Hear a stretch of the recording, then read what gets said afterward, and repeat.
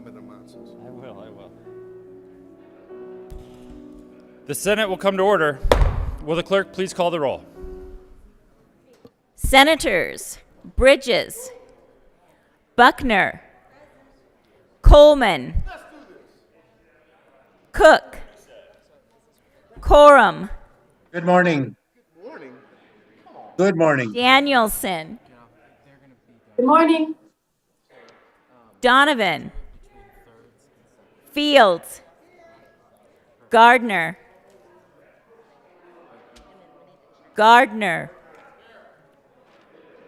Janal, Gonzalez, Hanson, Henriksen, Heisey, Holbert, Jaquez Lewis, Kirkmeyer, Kolker, Lee, Liston, Lundeen, Moreno, Pedersen, Here. Priola, Rankin, Rodriguez,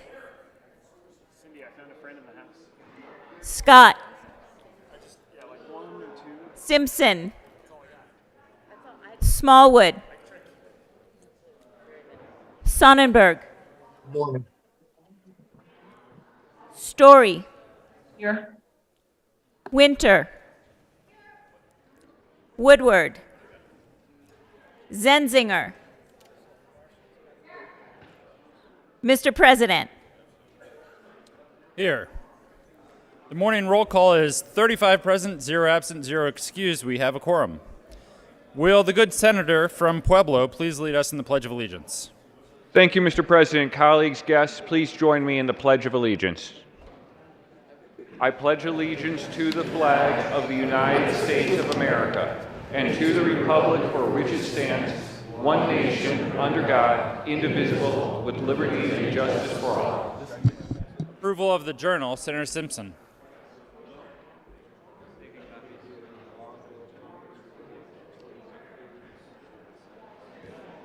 Thank you, Mr. President. Good morning, colleagues. Thursday morning, I adamantly move that the reading of the Journal of Wednesday, April the 13th, 2022 be dispensed with and that the journal be approved as corrected by the Secretary.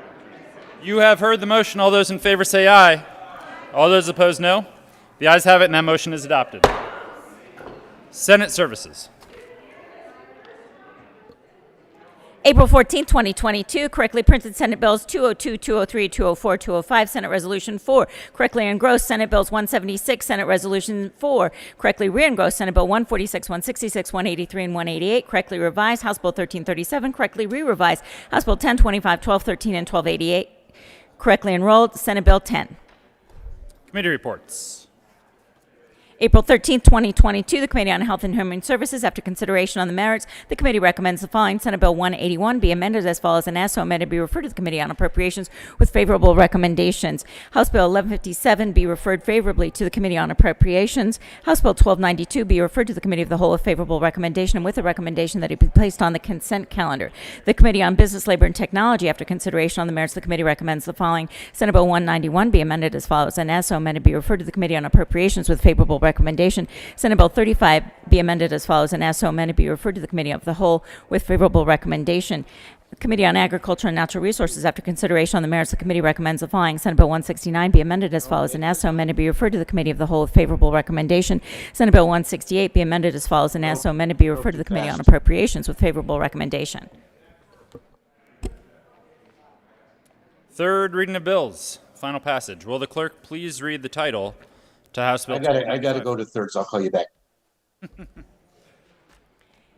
Yeah, House Bill 1290. just a call back, Don.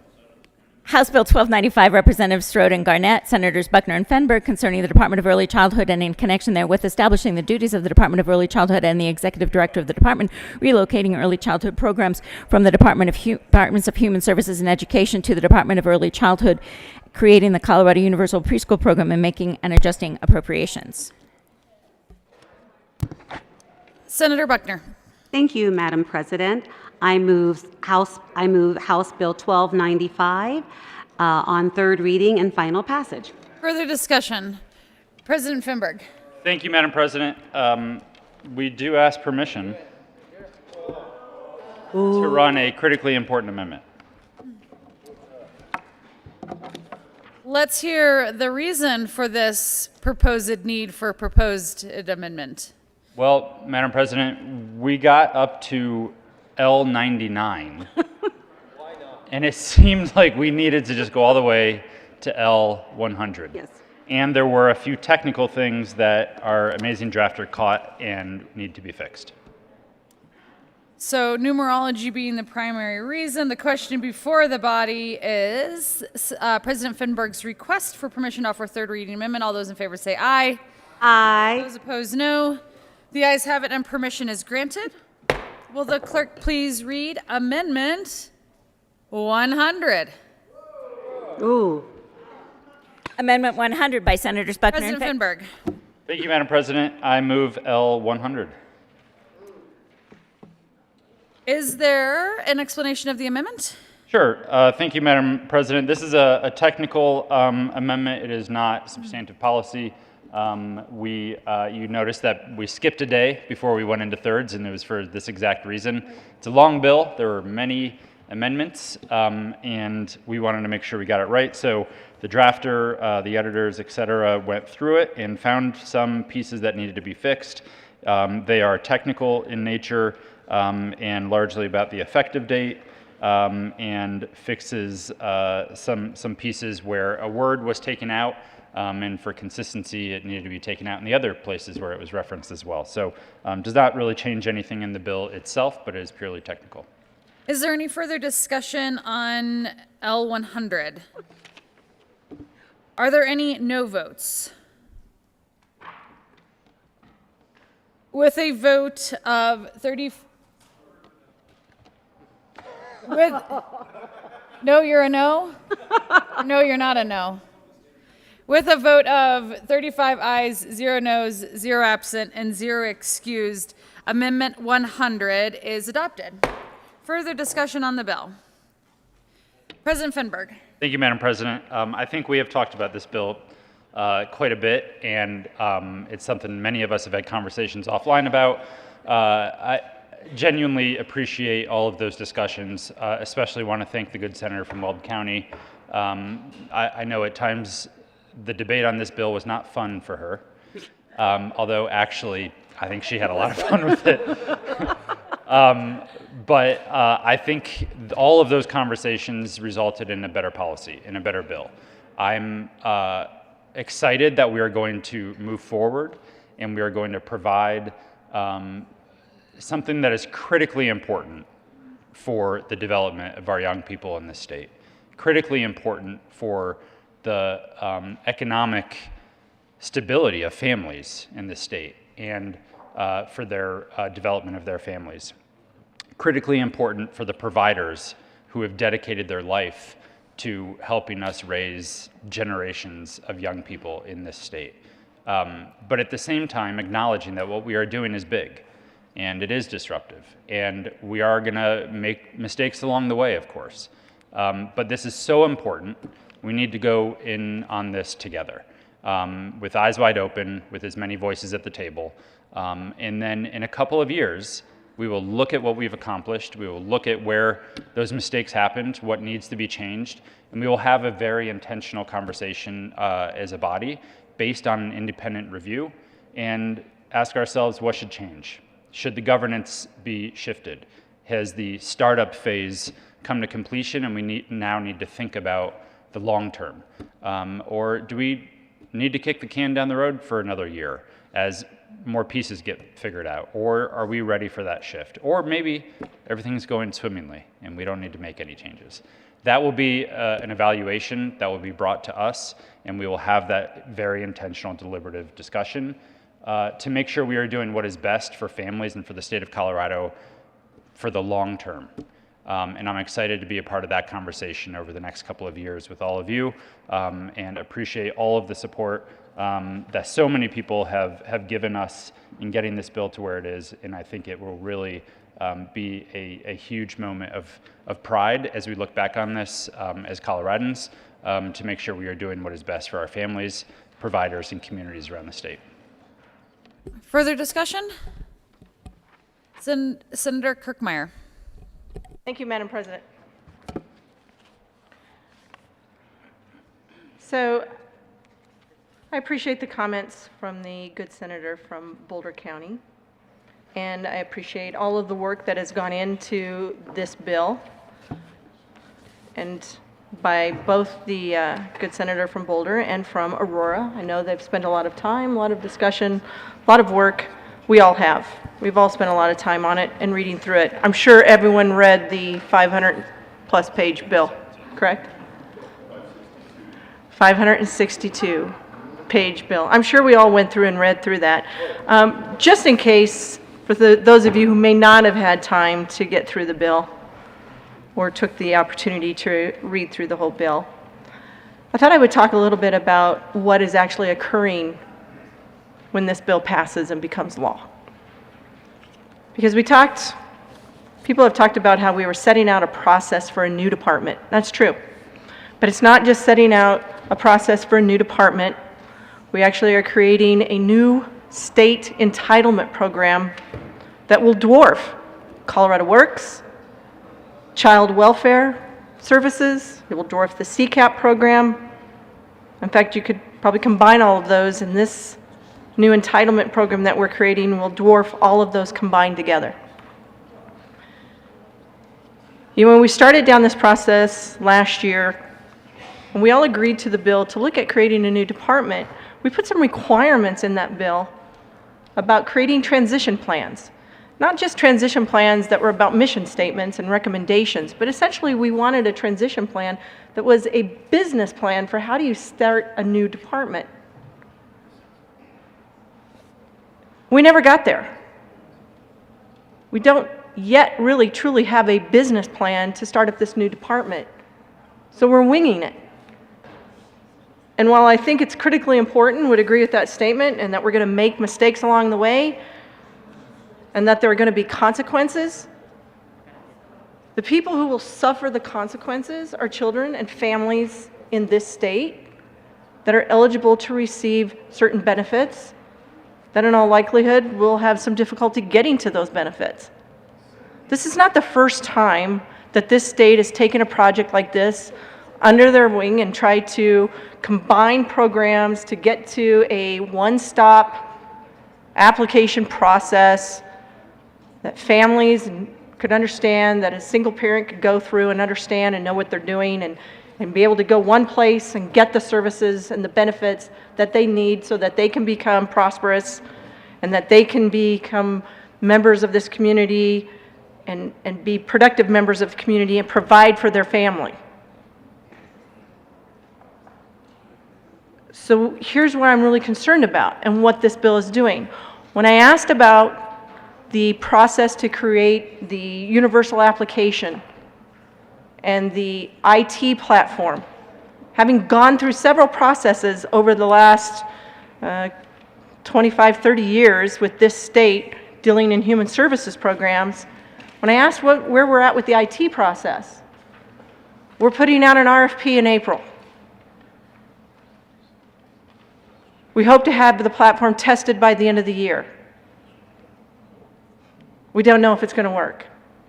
When I asked if we've ever had any IT platform, any program put together in this state within a 6-month period, and then it worked, the answer, no one could come up with one. Well, wait, no, we did have the good senator from Centennial, I believe.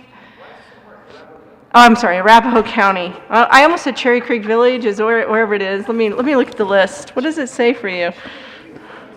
Oh, Arapahoe County. The good senator from Arapahoe County actually brought up the CBMS project, the Combined Benefit Management System, which after it went live led to a lawsuit and has never actually ever worked that well, and is still under consideration to try and get it to work correctly, where it combines several programs in a single application process for Colorado Works, for Medicaid, for food stamps, for childcare, for employment programs. I mean, that was started out in 1997, 1998 timeframe. So we've never been able to do that. This bill goes through and we take things away like child support enforcement. Right now, when you go through and you apply for childcare in this state, if you're eligible at 185 to 225% of poverty and you apply for child support or childcare, you have to identify if there is a responsible parent that should be paying for child support for that child. In Weld County alone, these efforts have brought in close to $20 million annually that go to the parent of that child, that go to that child. So it's a requirement essentially that parents, yeah, you need to be responsible for your children first.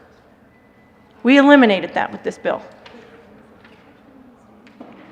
We are eliminating a daily rate process in the child care program. We moved it to a monthly program. I want you to understand, with our child care program, it's a federal program, we are only funding about 10% of the children and families that are eligible. And we do that because we're very judicious and only providing funds for a daily rate, not a monthly rate. When we go to a monthly rate, there are one of two things will happen. Either the state will have to provide more money for the children to be able to, families to be able to get child care and preschool, or there'll be even less children served. We put in this bill a performance contract. This is where I started getting the idea that, man, not even our State Department or the governor's office or the people who are putting this bill together have an understanding of what actually is going on and how these programs are implemented throughout the state. Because there is no performance measurement in CCAP. There is a performance measurement in the Colorado Works program. But in CCAP, the children and the families are either eligible or they are not. They either meet the eligibility rate or not. There is not a performance contract. So there's a lot of things in this bill that needs to still be worked through. And yet when we tried to create a state board that would have counties involved and school districts and the opportunity for parents to be involved, we're going to wait for 2 years before that. And the reason county commissioners need to be involved is because they implement these programs and they understand the intricacies between implementing the child care program, the Colorado Works program, the Child Welfare Services program, the Medicaid program, the food stamp SNAP programs, and they understand how all those programs combine together. So here's what's going to happen when this bill becomes law and we move to a new department, because we've heard several times, I heard through every discussion that I was in regarding this new department, how we We just got to get rid of the fragmentation. We're not going to create more silos. We've got to get rid of the silos. We've got to have a gatekeeper. We've got to have one-stop place for everybody to go to. But here's what happens. Single parent needs to have childcare. They meet the eligibility requirements. Right now, and let's say they have a 1-year-old and a 4-year-old. Right now, they walk in through this door called County Human Services. And when they walk in that door and they're looking to get childcare and take advantage of the Child Care Assistance Program, the county is required to ensure that if they are eligible for Colorado Works, that they go through that application process and that assessment applies for that. That if they're eligible for Medicaid, that they get them on Medicaid.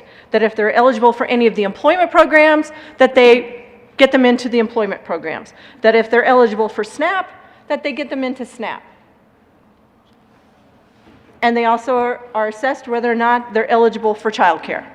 That all happens when they walk through that door at County Human Services door. We've worked for over 20 years to get rid of the silos, the fragmentation, the people not knowing where to go. We worked for over 20 years, created this program. You waving at me? Created this program, this combined benefit management system.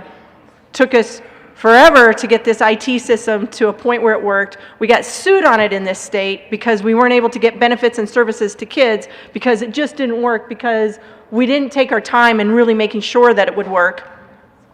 So the people who were harmed, the people who suffer the consequences of us knowing we're going to make mistakes, are families and children that are like at 185% of poverty to 225% of poverty. Senator, would you like to go into your next 10 minutes? Yes, please. Thank you. So that's what currently happens right now. Single parent walks into the door needing maybe one of these programs, and we make sure if they're eligible for any of these programs that they get them, that they get these benefits. Here's what happens when this bill passes and becomes law. Same single parent with a 1-year-old and a 4-year-old walks into the County Human Services door, and they're looking for Colorado Works for TANF program. So we sign them up for that. We get those benefits. We see if they're eligible. We check on their child support, see if there's some child support out there that we can go help recover for them. We get them into Medicaid. We get them into SNAP, food stamps. We see if they're eligible for employment programs, because, you know, when you sign up for Colorado Works, there still is a work participation rate requirement, work participation requirement. We do all of these things. But now when it comes to childcare, sorry, you get to go to another door. You get to go over here to another department where they've created these things called local coordinating organizations. Who even knows what those are? No one does yet. Nobody even knows who those are yet. Nobody can truly explain what they're really going to do. Who's going to administer them? Who's going to be it? Is it going to be one of the 64 counties? Are they going to create local coordinating organization and coordinate all these programs? Is it going to be a school district, one of 178? Is it going to be the early childhood council? And if it's not the early childhood council, then what do we need an early childhood council for anymore if they're not the local coordinating organization?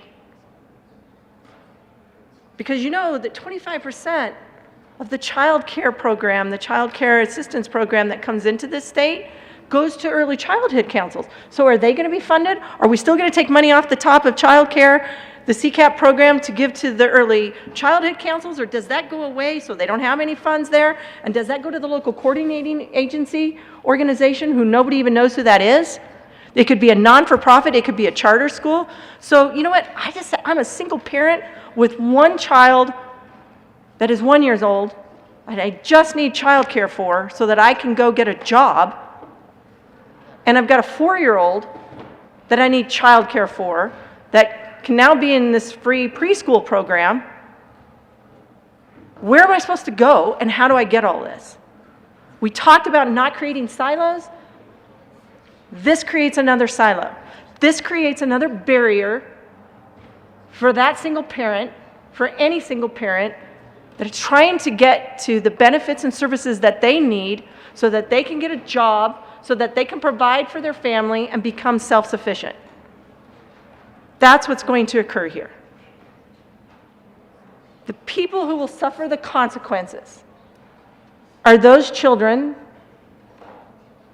and those families that can't get the child care services that they need. Because we're over here messing around in a new department. We don't have an IT system in place. We don't have the department standing up. We've got a single individual who gets to oversee all the rules and regulations that we don't even know who that is yet at this point. They're going to have to know all about special education funding and federal funds there and school district funds. They're going to have to know about child care funds. They're going to have to know about all the federal rules and requirements. In the meantime, try and work to set up a new department. And somewhere we hope in the next 2 years that, gosh, we haven't made that big a mistake, that these other people aren't going to get the benefits and services that they need.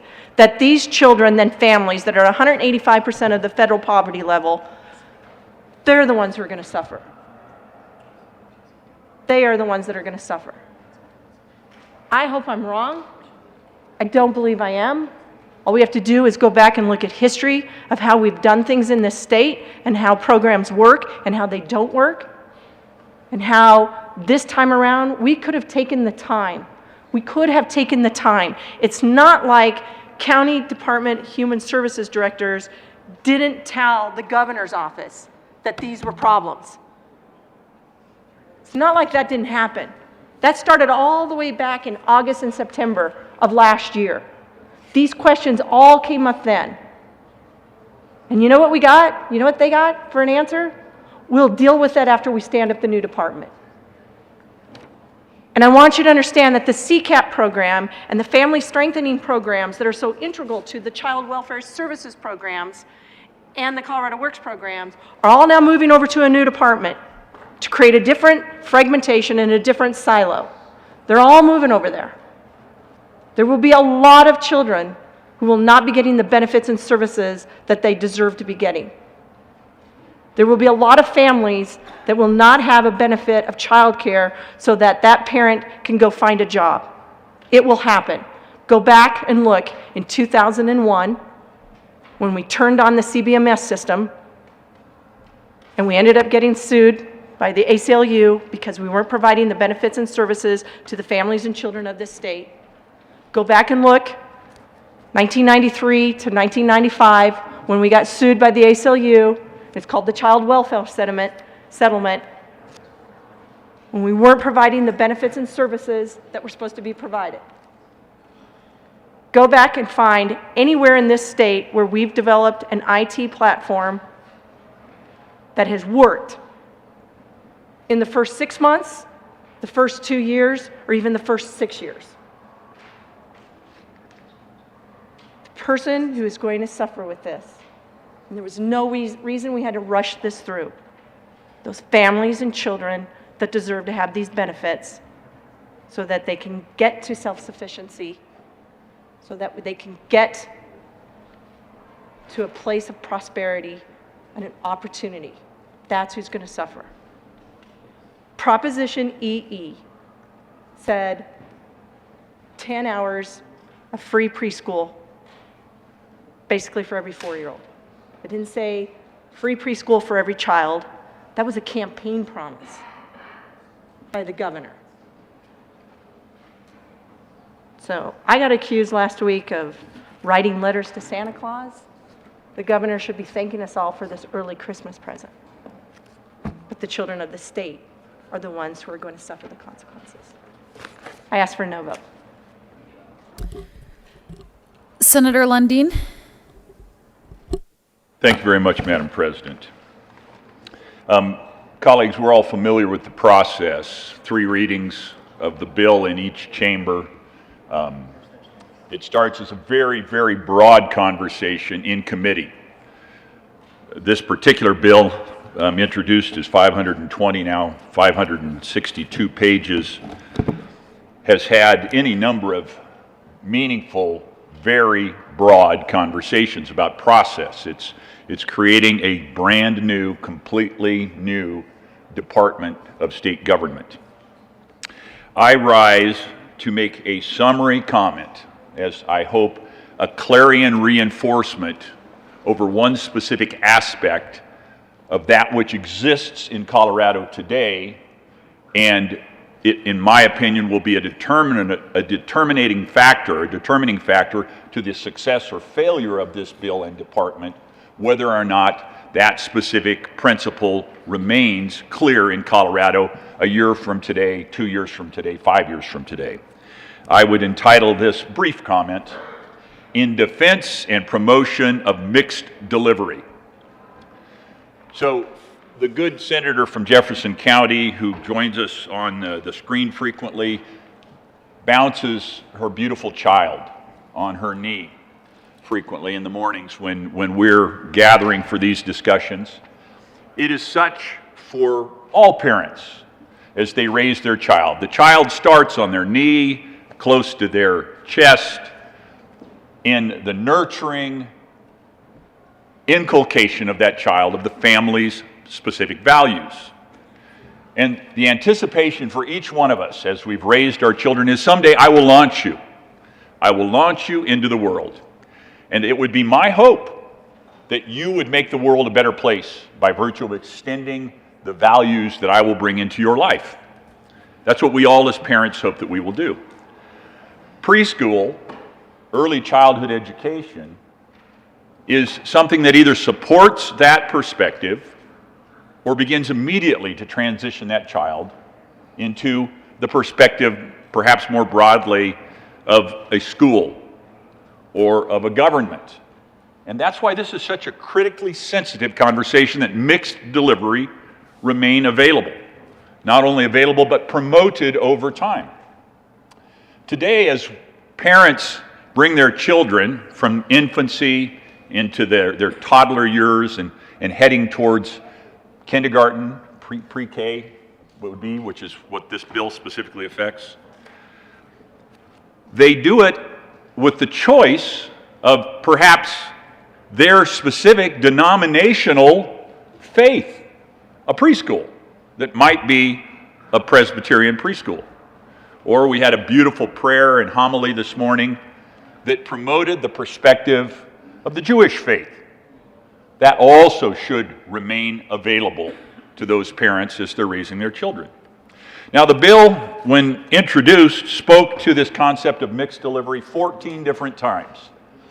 And I, as you might expect, in the course of the committee hearing, made sure that we discussed and supported and promoted that mixed delivery, because it is so critically important to who we are as a tapestry, who we are as a people, woven fibers together with different perspectives and strengths that all, when bound together, make us better and stronger and more clearly American. This is not only important in terms of promoting who we are as a society, but I would argue the mixed delivery is critically important to the value of the service, the quality of the service that those children receive as they begin to learn, as they take the first few steps on getting to being able to read by third grade, because we all know that you must learn to read by third grade, because after third grade, you will read to learn. And if you don't cross that critical threshold, you will have difficulties. Well, we know that the K-12 monolithic, single provider system, government providing services, stands challenged today. Prior to the pandemic, it was a 50-50 proposition whether or not third graders, fifth graders, seventh graders would be reading at proficient, doing math at proficient or not. Now, if you're in the airline business, if you're a pilot and you got to land planes for a living, 50-50 doesn't last very long. You must make every landing safe. You must make every landing as close to perfect as possible. The monolithic government provision of K-12 education is a 50-50 proposition. Now, I would argue that having this mixed delivery system available in the early childhood education might, in fact, in a positive way, influence that K-12 system. Let's bring some more providers into this. Let's get from a 50-50 proposition up to a 60-40, maybe 70-30. One day, maybe we could actually be like airline pilots and have 100% of the children in 3rd grade, 5th grade, and 7th grade reading at, doing math at grade level. Wouldn't that be a wonderful outcome? So I'm making very clear in the legislative record that as for me and my voice, we will promote and defend mixed delivery because it is critical. It is, in fact, something supported by the sponsors, and I want to make really clear, it is an irreducible requirement and minimum that 2 years from today, when we pause and reevaluate this program, this brand new Department of Government, 5 years from today, when we see it still operating, that the mixed delivery system, promoting a broad array of perspectives and methods of delivery of service, will be alive and vibrant in support of the traditions of each family and their life tradition, faith tradition, and it will be something that continues to provide value in terms of that child's opportunity to take those first few steps of learning to read so that they might read to learn for the rest of their life. Because this creates an enormous Department of Government, in a circumstance, I so enjoy the senator from Aurora. She was anticipating me to wrap up and close, and that was actually the trial close. That wasn't the final close, that was just the trial close. Let me simply say that because this creates an enormous new Department of Government, it will have the effect, I believe, of centralizing, consolidating, reducing toward the mean all aspects of what happens in early childhood education. Therefore, it raises for me significant concerns. And I will fight on for mixed delivery, and I will appreciate and be grateful for the bill sponsors bringing this bill to conversations we've had and the best hopes we all have for what it might look like down the road. But today I will be a no vote on House Bill, all 562 pages of it, House Bill 1295. Thank you, Madam President. Further discussion, Senator Buckner. Madam President, thank you, the good senator from Monument, and I hope I didn't disturb you. In the Baptist Church, we call that a trial closing, so more converts can come down and join church. So I hope that happens today. Amen. Amen. Well, you might want to call me Mrs. Santa Claus because I have so much hope. And I want to thank the good senator from Brighton for reiterating why this system is not working. This bill is an overwhelming message from the stakeholder process that the current system is not working and it's not navigable. All the amendments we added respond to the efforts to maintain alignment, and there is a commitment to improving this system. The current system is not working. I have to answer to my constituents in the state of Colorado. So in a couple of years, when we get feedback about this program, I know that the grandparents out there like me, the parents out there, and the families will be so thrilled that they have a program where the parents can go to one place to find out how they can get their kids in programs that are so necessary for their development. So yes, I have that hope. I am confident that this program and the new Department of Education for Childhood Development is going to work. I am confident. So I'm asking for your yes vote today on this crucial bill.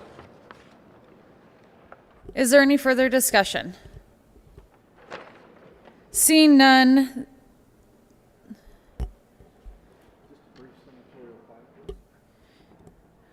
The Senate will stand in a brief recess.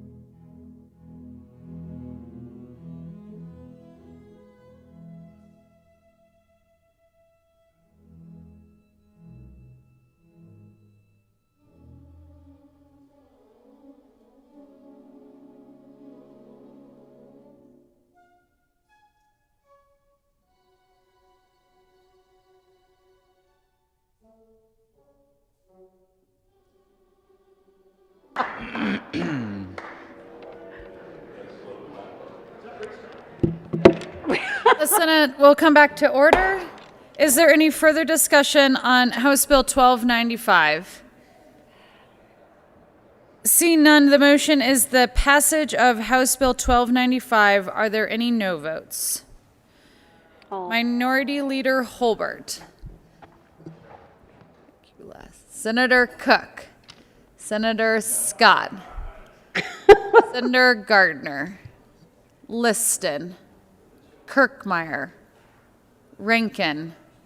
Smallwood. Lundin.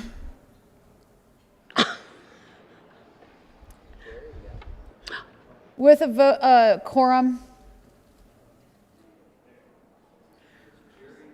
With a vote of, Wait.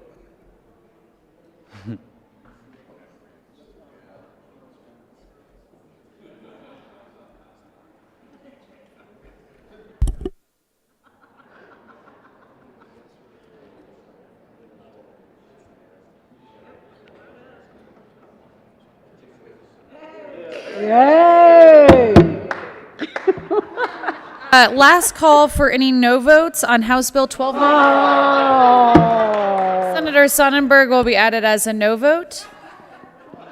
With a vote of 24 ayes, 11 noes, 0 absent, and 0 excused, House Bill 1295 is passed.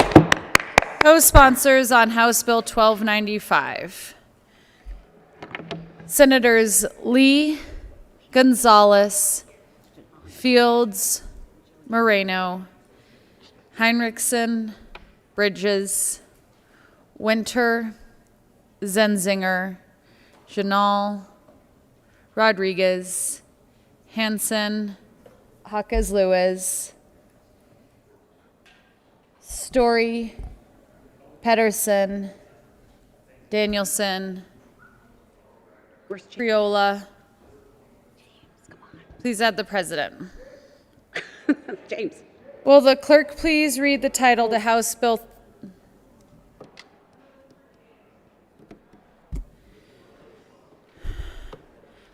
Will the clerk please read the title to House Bill 1337? House Bill 1337, Representatives Harrod and Ransom, Senators Hansen and Rankin, concerning a requirement that the State Personnel Director quadrennially produce a report on compensation and in connection therewith, modifying requirements for the compensation report, including reporting deadlines and making an appropriation. Senator Hansen. Thank you, Madam President. I move House Bill 1337 on third reading and final passage. Is there any further discussion?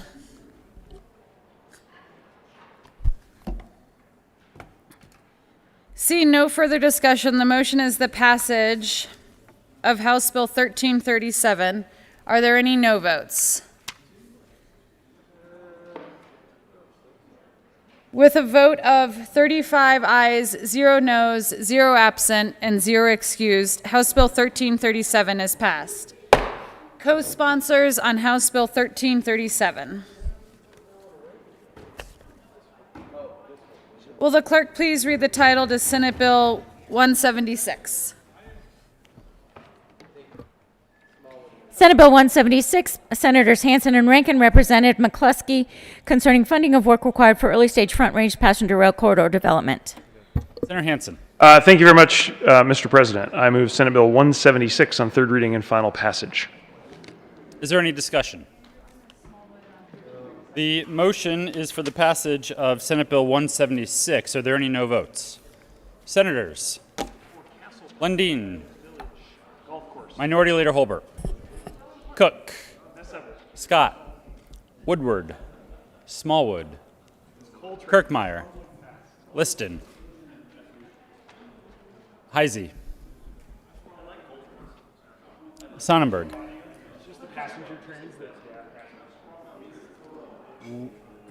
Gardner.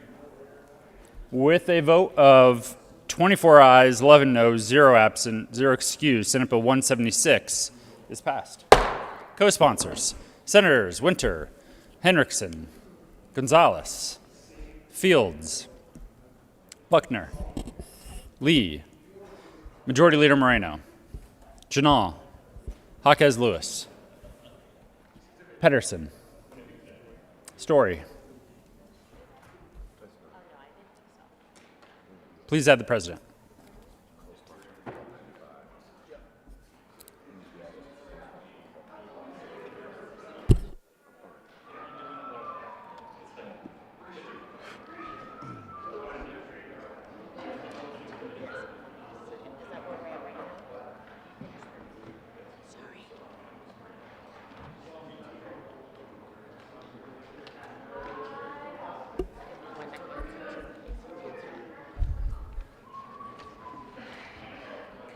Conference committees to report. It's just a little one. Majority Leader Moreno. Thank you, Mr. President. I move the Senate suspend Senate Rule 26B to allow for the immediate consideration of conference committee reports. Majority Leader Moreno, apologies, but we do need to have the clerk read the report first. So will the clerk please read the conference committee report? First report of the First Conference Committee on House Bill 1329. This report amends the re-engrossed bill to the President of the Senate and the Speaker of the House of Representatives. Your First Conference Committee appointed on House Bill 1329 concerning the provision for payment of the expenses of the executive, legislative, and judicial departments of the state of Colorado and of its agencies and institutions for and during the fiscal year beginning July 1st, 2022, is except as otherwise noted, has met and reports that it has agreed upon the following. One, that the Senate received from its amendments made to the bill as the amendments that appear in the revised bill, and that the following amendments be substituted therefore. Two, that under the authority granted the committee to consider matters not at issue between the two houses, the following amendments be considered. Respectfully submitted, House Committee Representatives McCluskey and Harrod, Senate Committee Senators Hansen, Zenzinger, and Rankin. Majority Leader Moreno. Thank you, Mr. President. Colleagues, the copy of the conference committee report is being placed on your desks as we speak. Thank you, Mr. President. I move that we suspend Senate Rule 26B to allow for immediate consideration of conference committee reports. You have heard the motion. This motion requires a 2/3 majority. All those in favor say aye. Aye. Those opposed, no. The ayes have it. Senate Rule 26B will be suspended to allow for immediate consideration of conference committee reports. Majority Leader Moreno.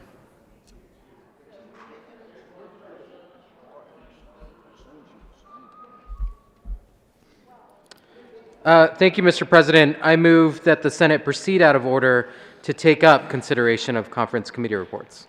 The motion is to proceed out of order to take up consideration of conference committee reports. All those in favor say aye. Aye. Those opposed, no. The ayes have it, and the motion is adopted. We will proceed out of order. Consideration of conference committee reports. Will the clerk please read the title to House Bill 1329? House Bill 1329, Representatives McCluskey and Harrod, Senator Hansen, concerning the provision for payment of the expenses of the executive, legislative, and judicial departments of the state of Colorado and of its agencies and institutions for and during the fiscal year beginning July 1st, 2022, except as otherwise noted. Senator Hansen. Thank you, Mr. President. I move that the Senate adopt the first report of the First Conference Committee on House Bill 1329. Is there any discussion? Senator Hansen. Thank you, Mr. President. I think it would be appropriate for us to give a quick summary of what we are bringing before you in this first Conference Committee report for your consideration. The Conference Committee, having met and giving serious consideration to the wonderful amendments you all passed during second reading, thank you for that wonderful day together. I wanted to just give a quick summary of the items that you will find in the Conference Committee report. As you could probably expect, we spent extra focus on the amendments that passed in both chambers, although we did look, of course, at every amendment that was passed in either chamber. The Conference Committee report includes 8 of those amendments that were retained, including $1.5 million for the Tony Gramscis Youth Services Program, $1 million included from General Fund for the Wolf Reintroduction and Management Program, a $500,000 increase over and above the $500,000 that was already in the long bill for the Performance-Based Collaborative Management Program. We added a $500,000 for the Eviction Legal Defense Fund. We increased by $200,000 the general fund available for the Court-Appointed Special Advocates Program contracts. We increased by $100,000 general fund the CSU's Ag Next Climate Change Program, $75,000 increase for the Agriculture Leadership Program, what might be the JBC's personal favorite, which is increase of $75,000 for the Beef Sticks for Backpacks program. Fortunately, there were samples available earlier in the process. We also added a total of an additional $500,000 to make it a round number of $1 million increase to expand the Medicaid non-invasive prenatal testing benefit. We added $600,000 general fund for the DAs to continue the implementation of House Bill 21-1280, which is the 48-hour bond hearing bill from last year, as you may recall. We added $250,000 for Immigration Legal Defense Fund and did a $200,000 general fund increase for mental health programs for rural Colorado. Just to round out the summary, we had a slight modification for the funding source for the Digital Transformation Initiative that was a joint project of Adams State, Western Colorado University, and Fort Lewis. You may remember that from the JTC and CDC discussion, and we changed that over to make sure we didn't have anything that would take us over the enterprise limit at the higher ed institutions. We also had, unfortunately, to look at an increase of general fund for Judicial Department local courthouse security staffing, which was a $400,000 increase. Mesa and Adams County were at the top of that list. We then provided additional flexibility for the manufacturing buildings program. We also had a partial roll forward authority for the Office of Gun Violence Prevention. About a third of their funding we're going to allow to roll over for 1 additional year. So that gives you a summary of the conference committee report. Several other amendments were either incorporated into or are part of existing bills, so we didn't move forward with those in the long bill, or they are in front of us as potential items for prioritization in one-time spending. And so with that, we are very pleased to bring back to the full Senate this conference committee report on behalf of the Joint Budget Committee members, and I urge your adoption of the report. Senator Lundin. Thank you very much, Mr. President. And I thank the Joint Budget Committee, the work they do starting in November. I want to acknowledge the member who was on the committee when they started in November, but is no longer on the committee as well, and the work that they've done in this conference committee.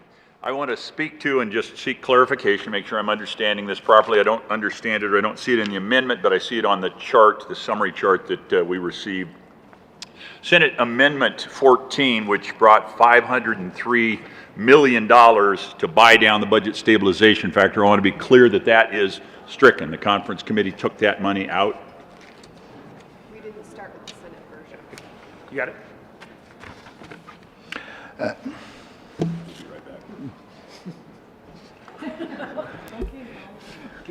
Senator Rankin. Mr. President, would that be a fine, Mr. President? From Yes, you will pay a $1 fine.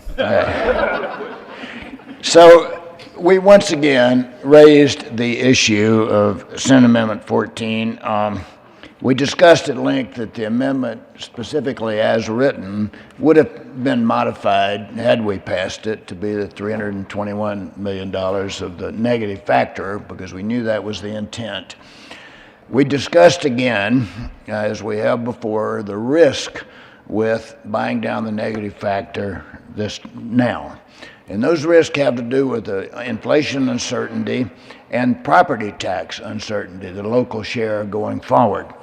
So once again, the committee voted to reject this amendment coming from the Senate, even though it was passed in the Senate but not the House, based on a longer-term plan for buying down the negative factor over several years. So I can assure you that we did again have a robust discussion on the amendment. Senator Lundin.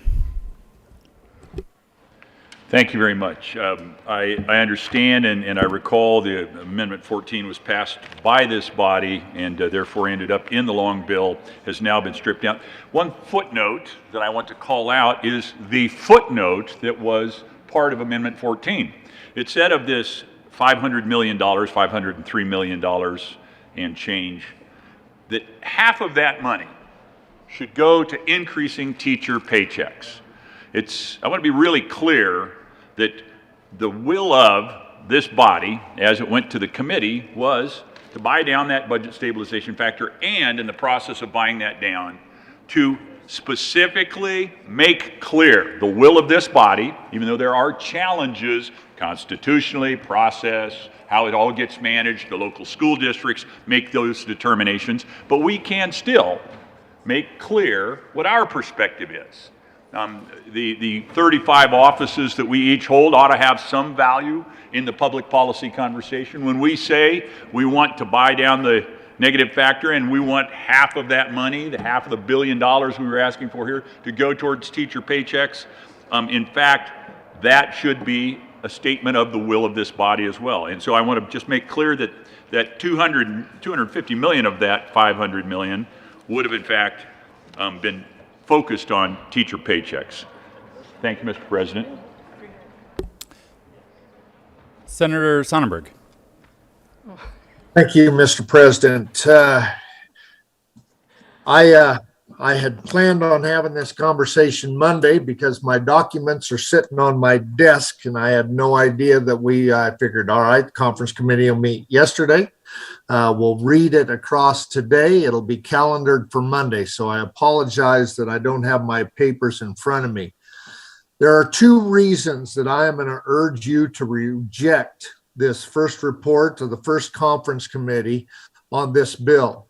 The first one you have heard about, and that is our lack of dedication and our lack of responsibility towards education in this state. We haven't made it a priority, and the voters of Colorado asked us to do this years ago, and we continue to create workarounds so we don't have to fulfill the constitutional requirements of amendment gosh sakes, now I can't remember what the amendment was, to grow education funding by population and inflation, and we have rejected that. So I'm going to ask us to reject this report and send it back to the committee with instructions to figure out how to make education funding a priority. The second reason is because of the capital development list that was rejected when we funded it here in this chamber. I'm not necessarily urging us to continue to keep the entire list that we did here, but I want to highlight a couple of things for you in this chamber that we should be aware of. I am not sure what the JBC's issue is with one institution of higher education. But whatever that is, we cannot allow politics to be played when it comes to doing our budget with regard to capital. And the institution I'm talking about, and I don't understand why this happened the way it did, but the Capital Development Committee brought this list forward, shared it with gave it with our recommendations to the Joint Budget Committee, and the Joint Budget Committee decided to fund lines 1 through 25, sort of, and then pull up a line 36 and a line 38 that through their infinite wisdom they thought was more appropriate than lines 26 through 35. The interesting aspect of this is they went up to line 17 on this list and singled out Colorado State University. And it should be known that I have never taken a class at Colorado State University. I am not an alumni at Colorado State University. I am proud of the work that they do. But for some reason, the Joint Budget Committee went halfway up the list and said, we're going to take $30 million away from Colorado State University, which incidentally, Colorado Division of Higher Education ranked this project as its number 5 priority. Number 5 priority. But Joint Budget Committee decided to take $30 million from this project and say, take it or leave it. And then they funded down lines 36 and 38. Why they did that is beyond me. But the logical response should be, instead of funding down to lines 25, we're going to eliminate line 25. We're going to eliminate line 24 to make up for the 30 million that they wanted from Colorado State.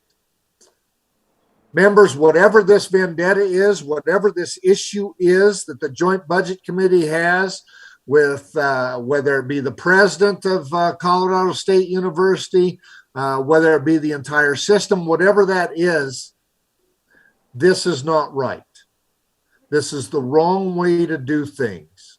And to single out one institution and say we are going to reject 80% of your funding in this capital list is wrong.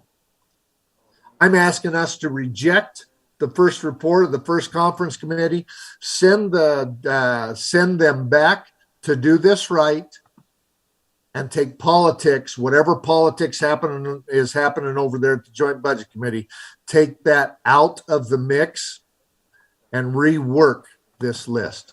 Thank you, Mr. President. Majority Leader Moreno. Thank you, Mr. President. And colleagues, I do rise in support of the adoption of the conference committee report, and just want to remind us all that it is inappropriate to question the motives of other members of this chamber. I don't believe this is a vendetta. I don't believe this is a strictly out to get CSU in any way. I think the Joint Budget Committee members are simply trying to work within the confines of the money that is available. That is strictly their job. And, you know, I think the challenge this year was that there was no tiered system from the Capital Development Committee.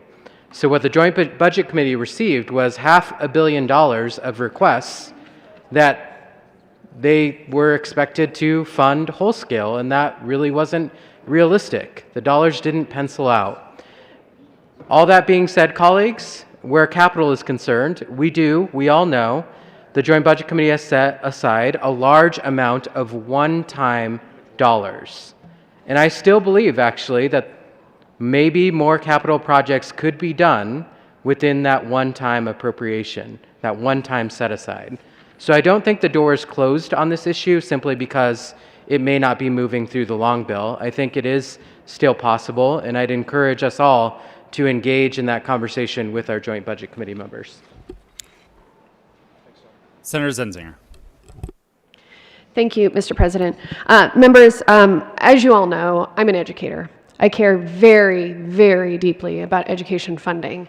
And I think that in my time down here at the legislature, and in particular in my time on the budget, I have worked exclusively on making sure that we provide adequate funding for our students, teachers, and districts. I understand the frustration around not completely eliminating the budget stabilization factor this year. I completely get it, because it has been a goal of ours for over 10 years, and it is within striking distance. We are this close to actually accomplishing the goal. So I can understand how we want to get there quicker, as quick as possible, but it's going to take another year. Given that context, I just want to remind folks what we did do for education this year, because I do not want it to be lost.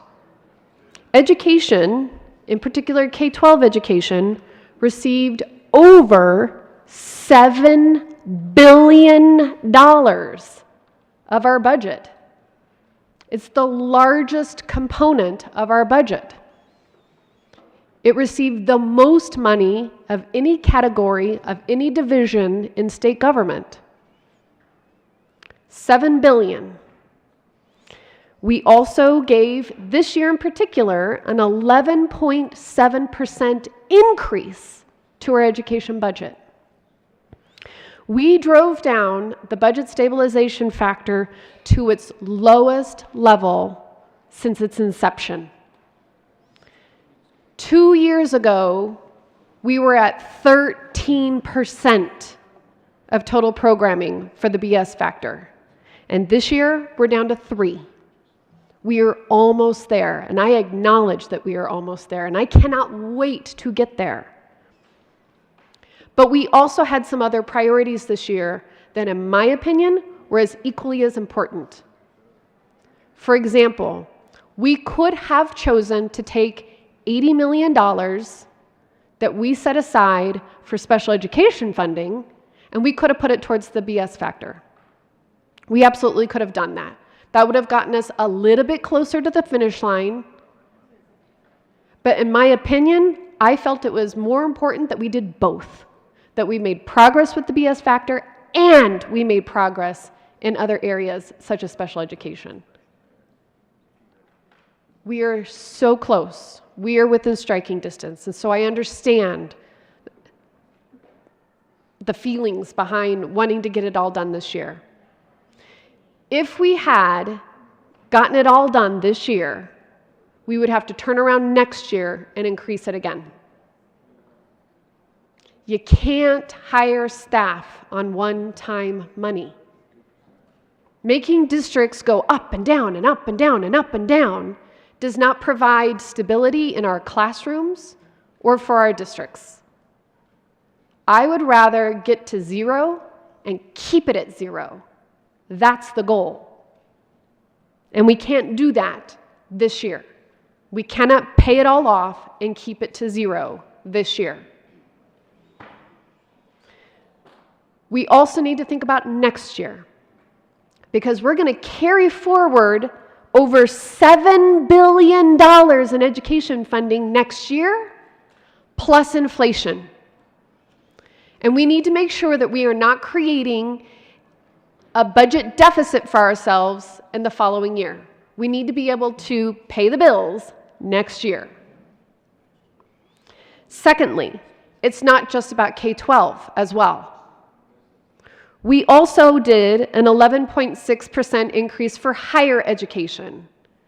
Now, it's true, we probably could have taken some of that money that we dedicated to higher education, to our community colleges, to our four-year institutions, to our technical colleges, to our workforce development, to our GED programs. We could have taken some of that 11.6% that we put towards higher ed, and we could have put it towards the negative factor. We could have. But that would be foolish. It is important that we are looking at the entire continuum of education, because we did something even more remarkable this year. We also increased early childhood education funding by 1,841%. So we are funding early childhood education. We are making tremendous progress on K-12 education. We are reinvesting in our higher education, and we're bringing it all together so that the students in Colorado have every possible opportunity at their fingertips. It is still going to take some time. I understand that we are within striking distance, but we're going to get there. We just need to get there smart. So I urge an aye vote.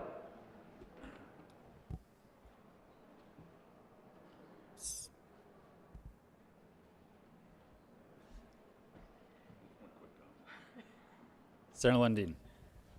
Thank you very much. I rise again to challenge request the rejection of the conference committee report. I just want to call out and make very clear there is another element in addition to the dollars, and I would argue there is a pathway to spend the $500 million and buy down the budget stabilization factor. I'm not going to get into the mathematics of doing that, but I would argue this is subject to interpretation, this is subject to planning, this is subject to prioritization. I think, in fact, the schools need to be a higher priority, and we can get there. But I want to call out very specifically, there's another element in that amendment, as it was put on the bill by this body, that says, and we care deeply about not just pouring another $500 million into the $14 billion we spend all sources on public education, but we care deeply about making sure that that money, at least half of the money in this amendment, goes into teacher paychecks. What we've seen happen over the years is the administrative burden, the administrative cost, the administrative expenses borne and paid by the school districts is hockey sticking up. It's going up, up, up. Meanwhile, teacher salaries, flat. to down based on inflation in some cases. The reality is we need to make it clear we're fighting on behalf of those teachers. We want that money in the teachers' paychecks, and that's a footnote in the amendment that's wiped away by this conference committee report. I urge your opposition to the conference committee report. Thank you, Mr. President. Senator Kirkmeyer. Thank you, Mr. President. I too urge you to reject this conference committee report. Imagine, I'm kind of really disappointed and a bit shocked. I was shocked actually when Amendment 14 passed. I understood kind of the game that's being played or how the process works. I guess maybe I shouldn't call it a game, it's a process. I understood that when the amendment passed, that meant I couldn't count it to see where we were all at. Of course, I also thought maybe it meant that we actually were saying to the state of Colorado, to the citizens in this state, that we were going to meet our constitutional obligation to provide for a free education for children. That's a constitutional requirement that we have. So I thought, okay, we're all going to finally step up after 10 years. After 10 years, I heard in the debate on Amendment 14, which was the amendment that said that we voted for and passed, that said $503 million would buy down the budget stabilization factor, the BS factor, and there was an intent, we expressly would intend in a footnote that 50% of that would be used to increase teacher pay, because I know I've only been here about a year and a half, but for the last year and a half, that's all I hear is there's a teacher shortage, the teachers aren't getting paid enough. We're 49th in the United States as far as, we ranked 49th as far as being the lowest paid. Teachers are the lowest paid in the nation. There was an article that just came out. Colorado school districts are hiring teachers to start work before they graduate amid educator shortage. But I heard when we were talking about this amendment, 10 years ago, we had $1 billion shortfall. $1 billion we were short. And that now we're down to $321 million. So great. If it wasn't supposed to be $503 million and it's supposed to be $321, great. We should have gotten to $321 million. This is our obligation to students. This is our obligation to the voters in Colorado, to the people who live in this state, who passed that Constitution and believe in us, who have every ability to hold us accountable. Education should be our #1 priority. Our public school system is failing right now. It is failing. And I sit here and listen to folks talk about how the budget works. I think we all understand how budgets work. I think we all understand about setting priorities and then funding those priorities, and that means other things don't get funded. That's what that means. That means maybe you have to make a tough decision and cut something else. But education should be the priority. We have an obligation to fund education. So, maybe this would help you all out. $840 million in the state education fund. That's a reserve. We're sitting in there maybe making 2% on it, while inflation's at 7.2, 7.4%. 8.5, whatever it is, 7.9, whatever it is, it's a lot more than 2%. $840 million in the state education fund. And believe me, I greatly appreciate the $80 million that went to finally meet our commitment from 2006 to fund special education. My name's on that bill. We made a commitment all the way back in 2006, and it took us 15, 16 years to finally fulfill that commitment. Do I appreciate that we have been buying down the BS factor? Absolutely. But if not this year, when? We are at $840 million in the state education fund. That's a reserve. It's receiving 2% at the most on. Inflation's going through the roof. And we can't buy down the budget stabilization factor when we have school districts that are hiring teachers that haven't even graduated yet because of the shortage. I strongly urge you to reject this conference committee. Let's get back to work. I don't need a lecture on how budgets work. I have a complete understanding on how the budgets work. There has to be tough calls here. We passed a bill, I don't even know what the number it was, to give free lunch to everybody, $120 million. That's not a one-time fund. Maybe we shouldn't be voting for that or passing that. We passed bills that give $150 million and $35 million to affordable housing, where it sets up the state to be a bank to give money out to private developers or individuals. That's not the role of government. We've expanded government by, I have no idea exactly how many FTE. I just know on every bill that went through last year, it felt like it was 4 FTE here, 10 FTE here. At one point, I heard from our Joint Budget Committee member that we were expanding 4,000 additional FTE of state government. We have expanded government beyond its means. At some point, you need to say no to that and say yes to education funding. Meet our obligation under the Constitution. Meet our obligation and be held accountable to the people of Colorado and to our students. I urge you to reject this conference committee. Report. Thank you. Senator Lundin. Thank you, Mr. President. Point of clarification, I'm looking for some information from my colleagues on the Joint Budget Committee. Appreciate so much the fact that they do so much work. There's a lot of, quite frankly, responsibility that we put on them as the Joint Budget Committee to help us form the budget. You know, most states, the governor actually makes the budget, or many states, the governor makes the budget. Here, the legislature makes the budget, and I appreciate the work the Joint Budget Committee does. But with that authority comes a lot of responsibility, and with the responsibility comes a lot of authority. So I'm just trying to understand House Amendment 9, Senate Amendment 2, said $50 million for the community revitalization project. That's something that has been going well. It's money that has gone out through OEDIT. OEDIT has made these program distributions. I think $65 million has been distributed. The House said we should spend another 50 on that. The Senate said we should spend that same 50, and we asked for that. That fell off during the course of the conference committee report. It's as part of this action here, it disappears. I just want to seek clarity that in fact is money, that community revitalization money is existing. I guess I'm asking a process question. Where does that $50 million advance forward as we seek to understand the broader aspects of budget that we are doing, not just the long bill, but other elements of funding and spending that the state legislature has authority over? Thank you, Mr. President. Senator Hansen. Thank you, Mr. President. And just to respond to that query, the JBC looked at that amendment very carefully. As you may recall, in this long bill, and if we adopt this conference committee report, we'll have a $900 million set aside for one-time spending.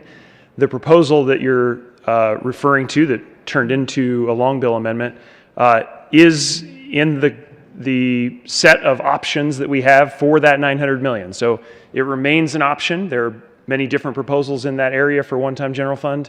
And in that sense, it is in this long bill, it is in this conference committee report, but it is part of the evaluation of how we will allocate that $900 million set aside. Senator Lundin.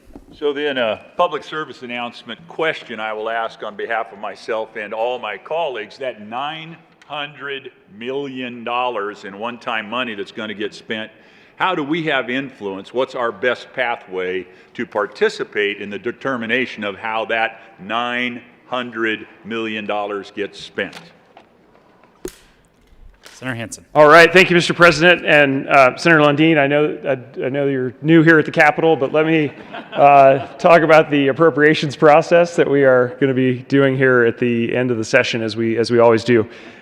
Just a little bit tongue-in-cheek, but as you are aware from your many years here at the Capitol, after the long bill, we start to make those tough decisions on the set-asides that we've put into this conference committee report.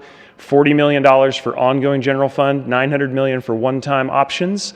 Those proposals will be coming to Senate Appropriations, and your caucus has, of course, members on Senate Appropriations, including the ranking member, my good friend from Carbondale. So that would be the route for advocacy. Senator Cook. Thank you, Mr. President. I guess I'm seeking some clarity too, but on a different subject. It was Senate Amendment 11, I believe. State Patrol, It passed both chambers. It came out of the House recommending an additional 3% for trooper pay, and it passed out of here. And I guess everything for my 8 years down here, budget years, I've heard nothing about how much tradition is for how important it is to the JBC. You know, that we follow tradition, and one of that tradition is, well, we vote together as a team whether we like the amendment or not, and that's tradition. The other tradition was, hey, if it comes out of the House and comes out of the Senate, the tradition is that it's worked into the budget. So I'm just kind of curious of what happened to that tradition. I understand tradition is not law, but for the last 8 years, that's what has always been said: tradition, tradition, tradition. So I'm kind of curious what happened to the State Patrol amendment, the consideration, why it was taken out, if it may pass both chambers. If I could get an answer, I'd appreciate that. Senator Rakin. Well, thank you, good senator from Weld County, Greeley. We do owe you an explanation. I think we owe the legislature an explanation on this amendment because, you know, both houses did pass it. We, the Joint Budget Committee, feel strongly about supporting our state troopers. So let me back up just a little bit. We start off with decision items in November from the department, and we didn't have one. Perhaps we should have. I wonder sometimes, you know, how decision items get generated. It's not always a transparent process to us, but we didn't have one for this element of trooper pay. Second point is targeted salary increases are very difficult for us. We get them from all kinds of places, particularly nurses this year. We had a lot of issues with trying to retain them. So workforce retention, fairness in pay, all these things get considered, but targeted salary increases affect other people. For example, every other law enforcement officer in the state perhaps would be affected or should be considered in the context of trooper pay. So every time we pass one of these things, we try to get input from the Department of Personnel. And over the years, we have begged them to have true compensation analysts address targeted rates, and they're doing that. So we also wanted to get their input on this. We wanted to have Department of Personnel. In targeted rates, we always go back to Department of Personnel and ask them a lot of questions about how it affects other people, how it applies to other states, et cetera, et cetera. So what we chose to do in this case is certainly not ignore it. What we have done is ask for information. So we have a very detailed, it's called Request for Information to the Department of Personnel.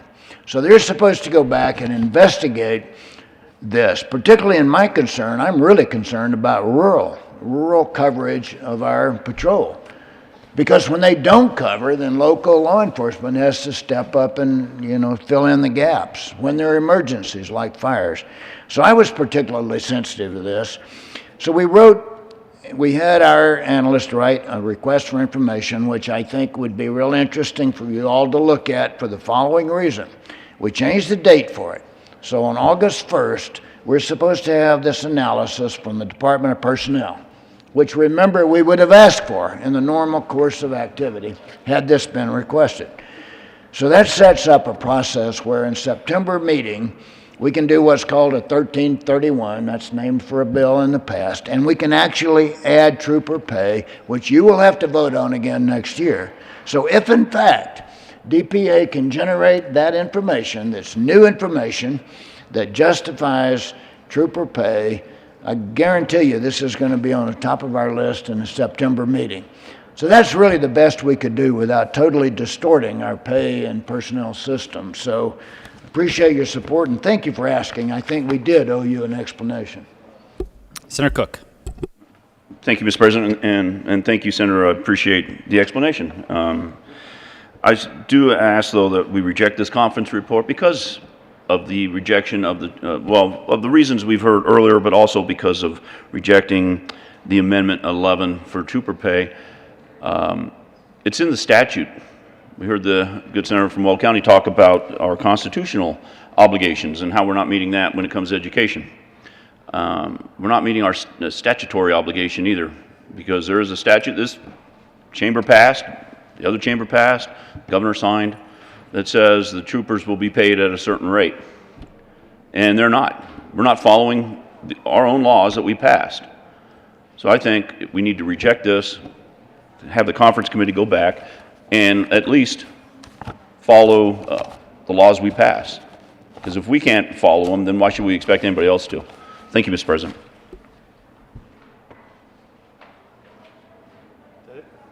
Senator Hansen. Thank you, Mr. President. Just a few wrap-up comments before I urge you to accept the conference committee report. The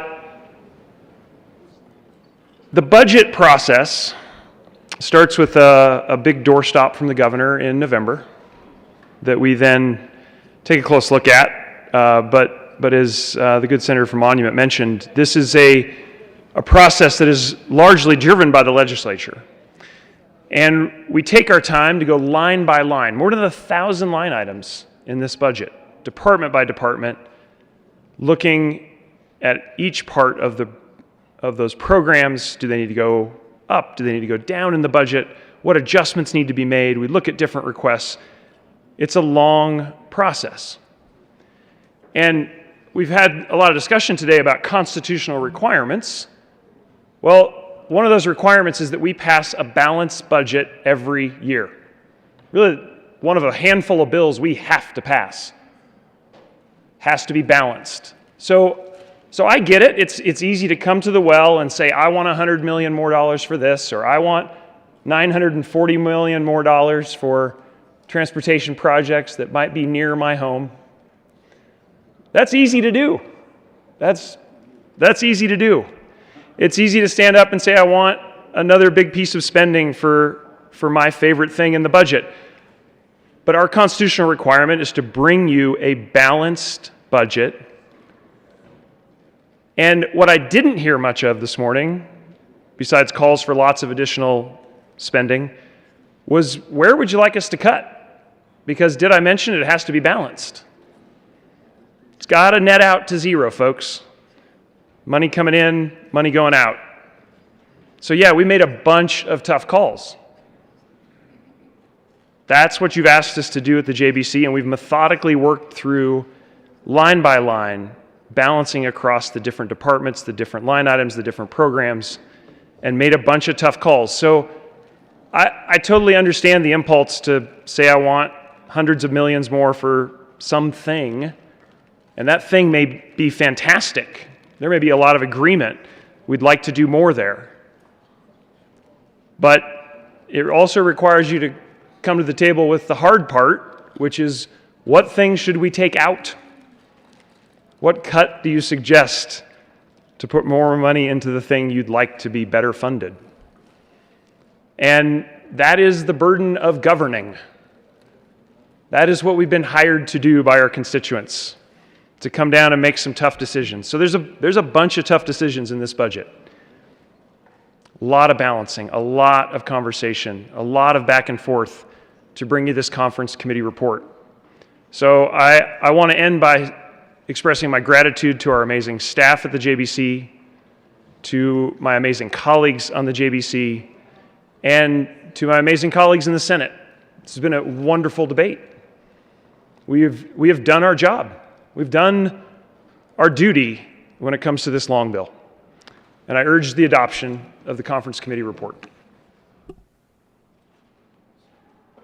The motion is for the adoption of the first conference committee on House Bill 1329. Are there any no votes? Senators Cook, Lundin, Gardner, Scott, Liston, Simpson, Heisey, Kirkmeyer, Priola, Woodward, Smallwood, Sonnenberg, Quorum, Minority Leader Holbert. With a vote of 21 ayes, 14 noes, 0 absent, 0 excused. House Bill, or the first report of the first conference committee on House Bill 1329 is adopted. Senator Hansen. Thank you, Mr. President. I move for the repassage of House Bill 1329 as amended. Is there any discussion? Seeing none, the motion is for the repassage of House Bill 1329 as amended. Are there any no votes? Senators, Minority Leader Holbert, Cook, Scott, Woodward, Smallwood, Heisey, Kirkmeyer, Liston, Gardner, Lundin, Simpson, Sonnenberg, Quorum. With a vote of 22 ayes, 13 noes, 0 absent, 0 excused, House Bill 1329 is repassed. Co-sponsors: Senators Gonzalez, Fields, Lee, Buckner,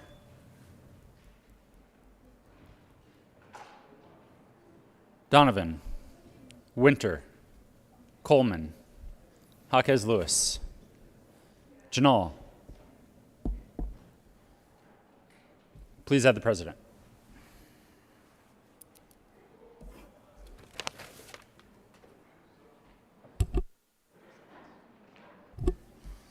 General orders, second reading of bills.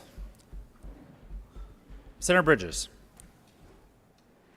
Thank you, Mr. President. I move the Senate resolve itself to the Committee of the Whole for consideration of second orders. General orders, second reading of... I'm a little... You kind of heard the I got motion. distracted by that budget debate. Mr. President, may I start over, please? Make an appropriate motion? Previous motion withdrawn. Mr. President, I move the Senate resolve itself to the Committee of the Whole for consideration of general orders, second reading of bills. Thank you. Thank you. You have heard the motion. All those in favor say aye. Opposed, no. The ayes have it, and the motion is adopted. The Senate will resolve itself in the Committee of the Whole for the consideration of the general order, second reading of bills, and Senator Bridges will take the chair.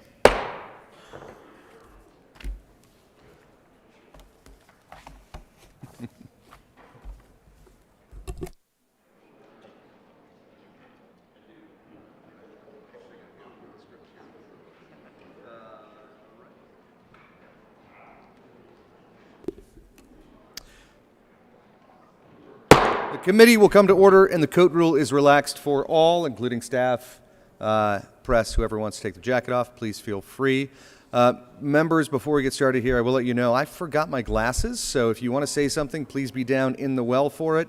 And I think alacrity is the word of the day. Again, we've got a lot going on this weekend, and I bet people want to get out and get to it. So, with that, will the clerk please read the title of Senate Bill 185?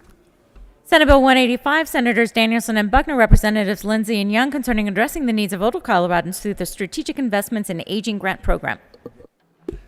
Senator Buckner. Thank you, Mr. Chair. I move Senate Bill 22-185 and the Health and Human Services Committee report. To the committee report. We had a vigorous discussion about this important topic, and most of the committee was in agreement with this important legislation. Fantastic. Any further discussion on the committee report?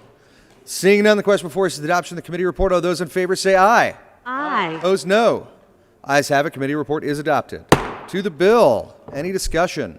Senator Buckner. Thank you, Mr. Chair. I was really proud to be a co-sponsor of this bill with my friend Senator Danielson, who is with us remotely today. This bill renames and makes changes to the Area Agency on Aging grant program, which funds projects to support older Coloradans.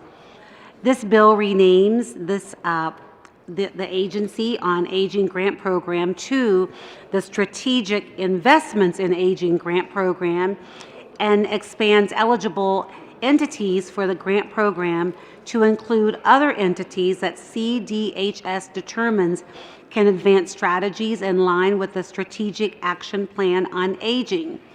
This bill expands eligible use of the grants to include community investments, data collection, research, and pilot programs.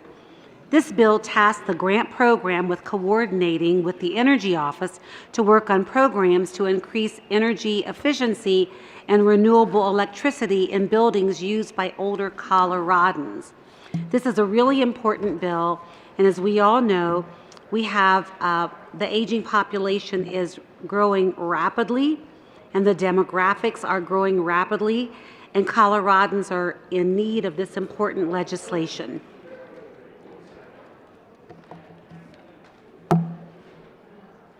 Seeing no further discussion, oh, there we go. Senator Danielson.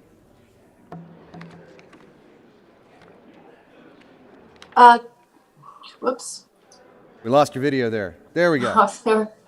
Thank you, Mr. Chair, and thank you so much for my colleague for sponsoring this legislation with me.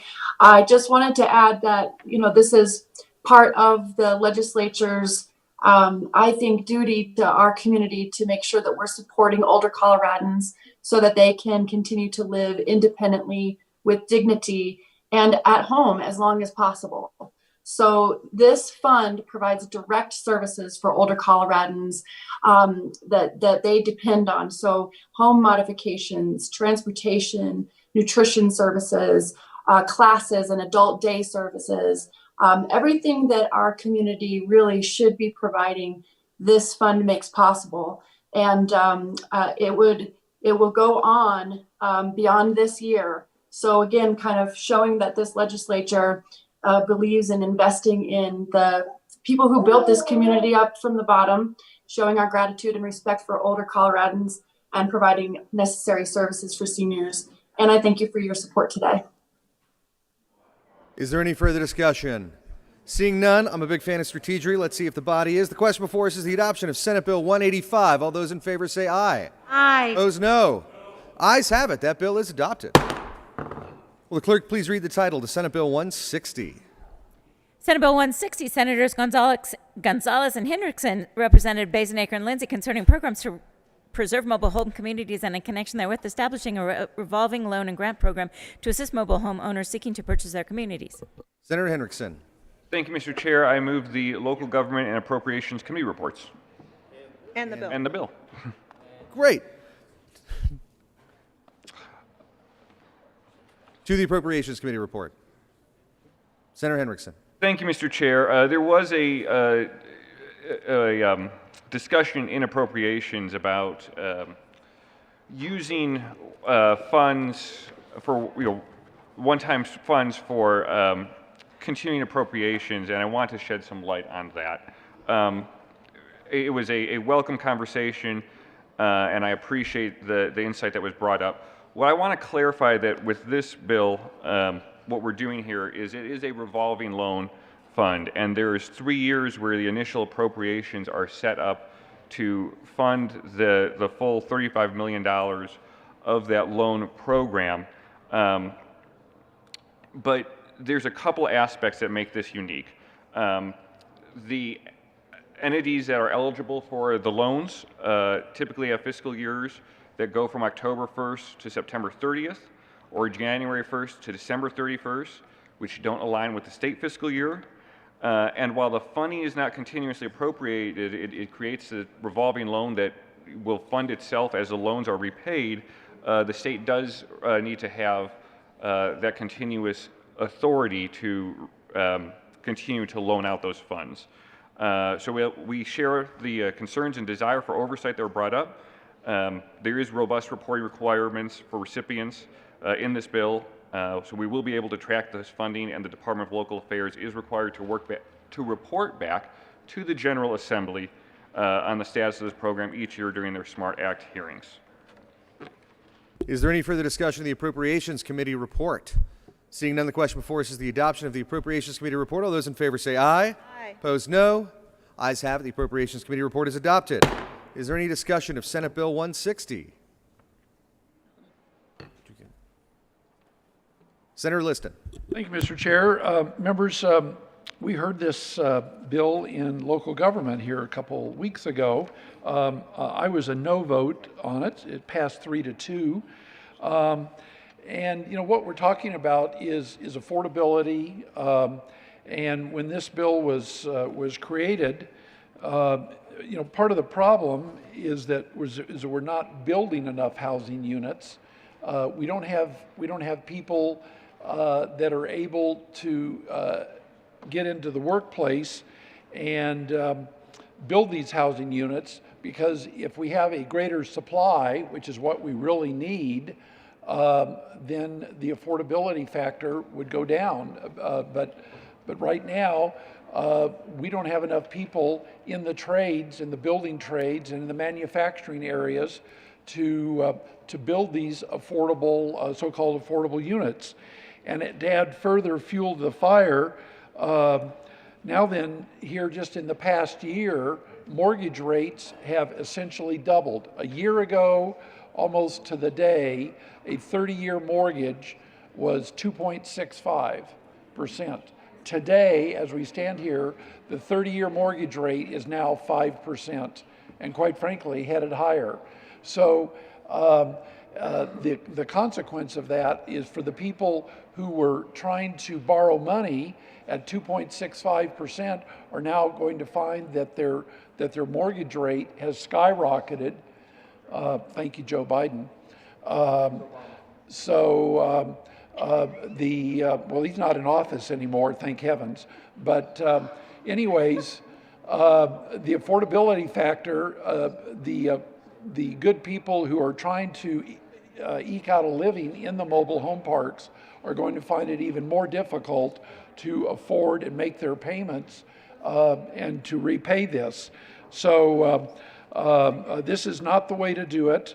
If we really want to solve this problem, we need to add to the existing home stock and keep interest rates down, which is not occurring. I would respectfully ask for a no vote on Senate Bill 160. Senator Gonzalez.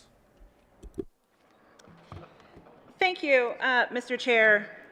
I do just want to speak about the excitement and the intent behind this policy. Because in this state, there are over 100,000 people who live in over 700 mobile home park communities throughout this state. And oftentimes, the folks who live in mobile homes, those are the folks who are working class people, seniors, folks with disabilities, veteranos, immigrants. Those are the folks who live in the naturally occurring affordable housing. And so let us preserve and protect this naturally occurring affordable housing. That's the intent behind this bill. To the good senator from Colorado Springs, there are a number of policies that we will debate that came out of the bipartisan and consensus policy work that we did in the Affordable Housing Task Force over the fall and winter. This is but one of many bills that are working its way through the process. How's the phrase go? How do you eat a rhinoceros? One bite at a time. This is an important part of this tackling and addressing the housing crisis. In my community alone, in Denver, we have 5 mobile home parks, 2 in Elyria, Swansea, 1 in Westwood, Athmar Park, and College View. And we know that the folks who live in those mobile home parks are among the most working class in the entire city. What we do to preserve those mobile home parks, what we do to support those mobile home park residents to buy and purchase their own communities in order to preserve that naturally occurring affordable housing is critically important, and I do urge an aye vote. Rhinos are critically endangered, so I hope no one is eating them. But there is an amendment at the desk. Will the clerk please read Amendment L003? Amendment L003. Thank you, Mr. Chair. L003 is a... I'm sorry, Mr. Chair, I move L003. To the amendment. Thank you, Mr. Chair. L003 simply clarifies some of the intent of this bill, and so I would appreciate an aye vote on the amendment. Any discussion of the amendment? Seeing none, the question before us is the adoption of L003. All those in favor say aye. Aye. Opposed, no. Ayes have it. That amendment is adopted. To the bill, Mr. Minority Leader. Thank you, Mr. Chair. I am grateful to those who served on the task force last interim and discussed affordable housing issues broadly. One of the more exciting recommendations was to look at manufactured housing and building the manufacturing capacity to build manufactured housing. I bring that up not to wander away from House Bill 160, but to call attention that manufactured housing and mobile homes are two completely different things, and very often people might assume that those are the same thing, that manufactured housing and mobile homes are the same thing, and they're not. So thank you again to those who served on the committee, but looking at Senate Bill 160 and my career before coming to the legislature, I have some experience in real estate finance. When I got to page 9 of the introduced version of the bill, I found that the bill would require, if it becomes law, that the division would create rules, policies, regarding a list of criteria. And the first thing that I was concerned about that isn't necessarily spelled out, I think it could be interpreted to be part of line 9, loan terms, including interest rates and repayment terms. But Mr. Chair, I'm going to offer an amendment here. I'll put it on the desk so that you can do your thing. There is an amendment that was just put on the desk. Oh. Will the clerk please read Amendment L004? Amendment L004 by Senator Hope would amend Bill print page 9, strike line 10, and substitute terms including delinquencies, cures, and default terms. Mr. Minority Leader. Thank you, Mr. Chair. I move L004. To the amendment. Thank you, Mr. Chair.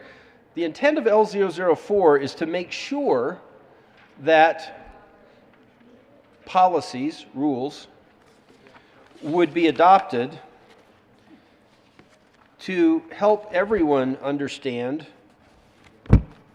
with this revolving loan program what the terms would be regarding delinquencies, because people might fall delinquent. They might fall behind in making their payments on these loans. Cures. What happens when they become delinquent? How do they catch up? And default. What if they don't catch up?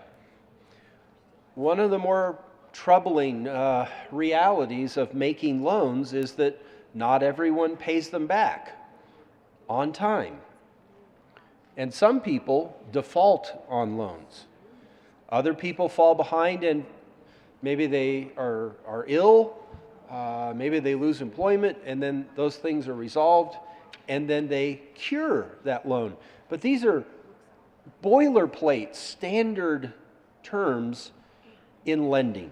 And I want to make sure that we give clear direction that when policies, rules are adopted between the division and the 1, 2, or 3 administrators who will be administering these loans, that we don't overlook or just maybe that we're less than clear. We also need terms regarding the downside of some loans that do fall delinquent, need to be cured, and frustratingly, some actually default. So I ask for an aye vote. Happy to answer any questions on L004. Is there any discussion? Senator Gonzalez. Thank you, Mr. Chair. And to the Minority Leader, I appreciate the experience you bring to this process and also the amendment that you bring here for our consideration. Let's be clear. None of the processes that would take place as a mobile home park, as the residents who live in a mobile home park seek to apply for receiving a loan under the program that we would establish under Senate Bill 160, would be different than any other traditional loan process.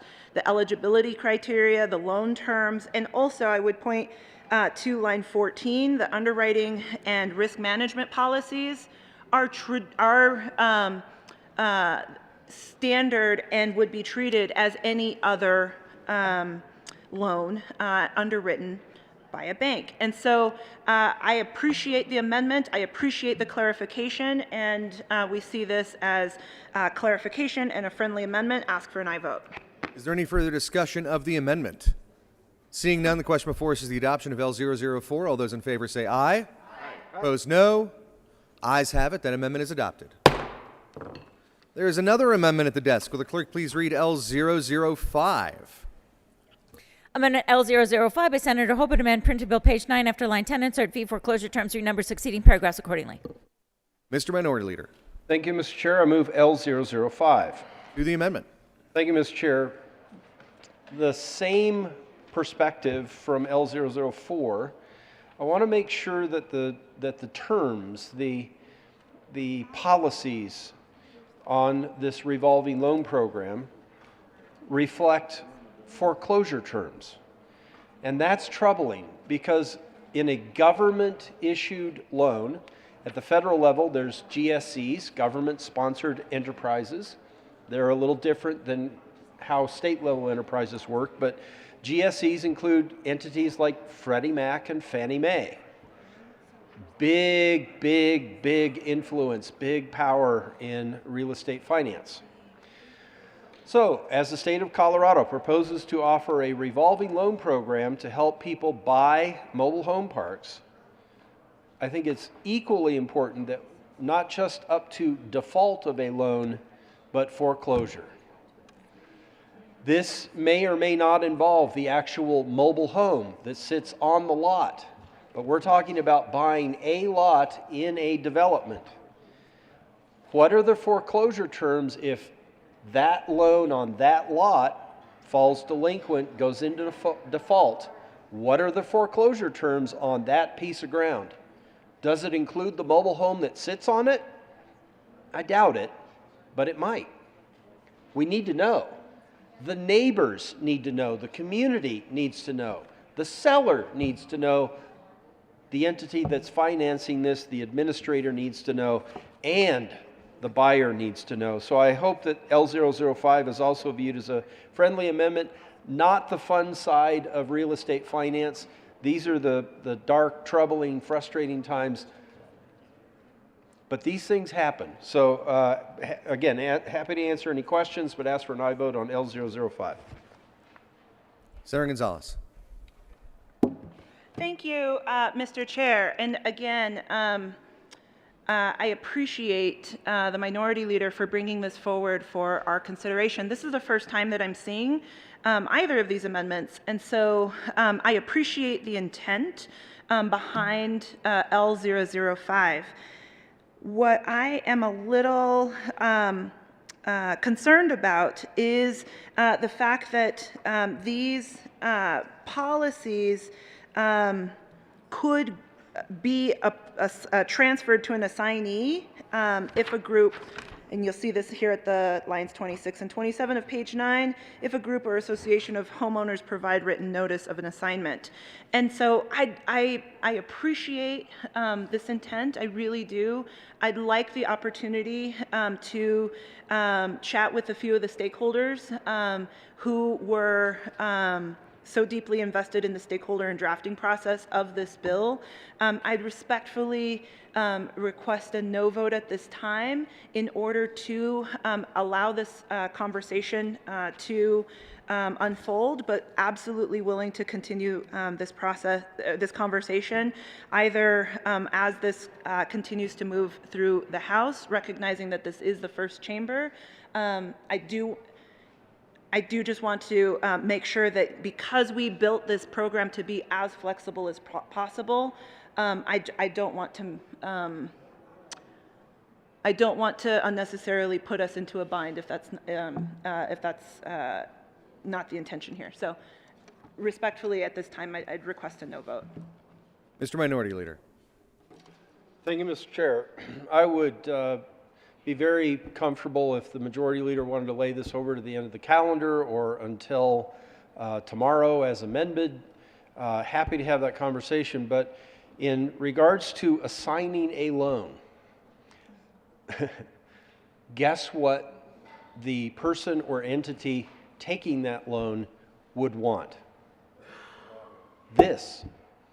Understanding of what the foreclosure terms are on that individual loan or package of loans, all of it. This is one of the criteria that any investor, any organization who, individual or group of people, whatever it is, an entity that might have this loan assigned to them as a purchase or servicing. There are conditions where a servicer might service a mortgage loan but not hold it, own it, but perform services for the holder of that loan and the mortgagee.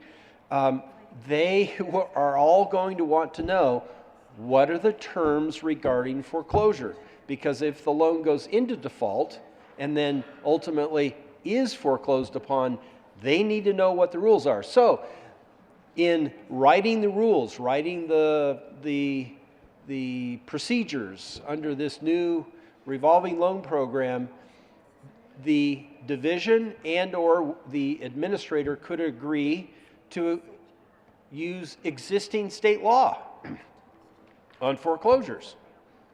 Maybe that's what it is. That's probably the default. But are there any special conditions with this program? Because this is new. And if you're not answering these questions, you're putting people at risk. I'm not suggesting that's the intent. I appreciate my friend from Denver. I absolutely trust in her sincerity.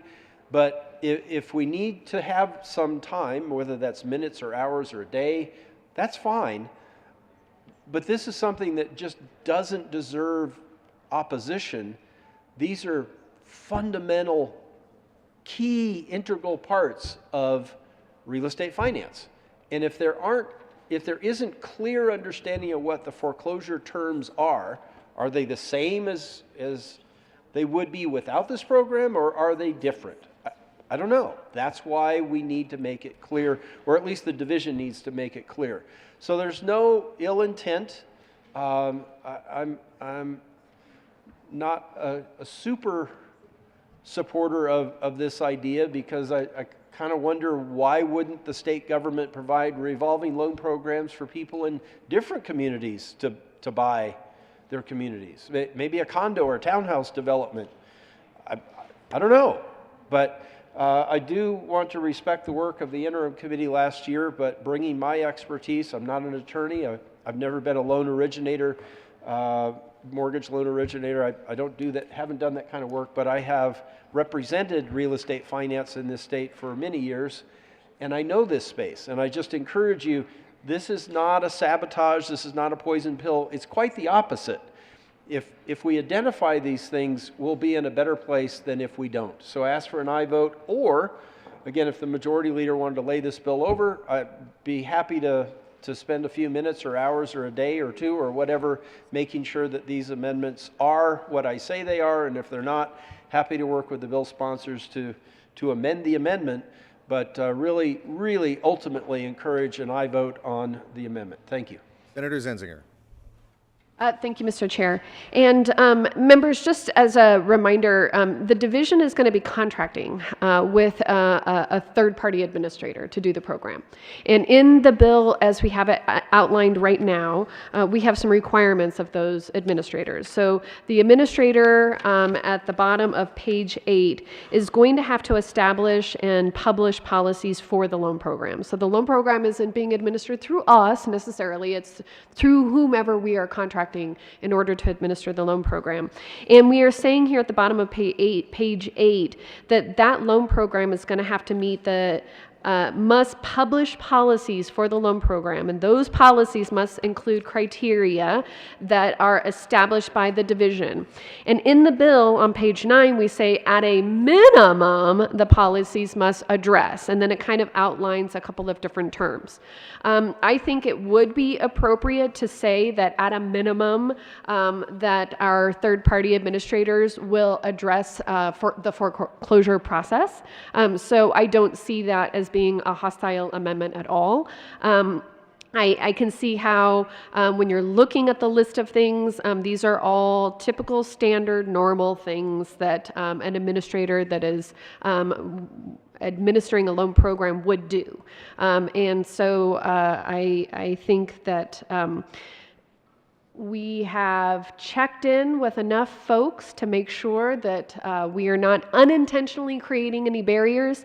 But from my quick read of it, I don't believe we are, because we are simply saying, hey, whomever we contract with, you're going to need to produce for us, the state of Colorado, at a minimum, what your process and your deadlines are. At a minimum, what is your eligibility criteria? What is the maximum assistance level that would be available? What are the loan terms, interest rates, and repayment terms going to be? At a minimum, what are the reporting requirements for the recipients going to be? And then I think, according to the amendment, we are just adding, and what would the foreclosure processes be? So I would urge an aye vote on this amendment. Senator Henriksen. The good senator from Arvada beat me to the punch, but having consulted with stakeholders, we're amicable to this amendment. Question before us is the adoption of L005. All those in favor say aye. Aye. Opposed, no. Ayes have it. That amendment is adopted. To the bill. Senator Kirkmeyer. Thank you, Mr. Chair. I rise in opposition to Senate Bill 160. I did not support it in committee for a couple of reasons. The first reason being that I don't believe this is the proper role of government, that it would give loans and grants to eligible homeowners to maintain their mobile home park. Eligible homeowners means a group or association of mobile home owners, so individuals seeking to purchase the park. So I don't agree with that. And the other part that I find even probably just as, maybe even more disturbing, is here we are once again, a total of 10.5 FTE in the first fiscal year. So our state agencies have certainly figured out how to expand state government and to just keep expanding state government. There would be 6 additional FTE in personal services for the Department of Local Affairs, 0.2 for legal services, could maybe agree to that, and then another 4.3 FTE for Office of Information Technology.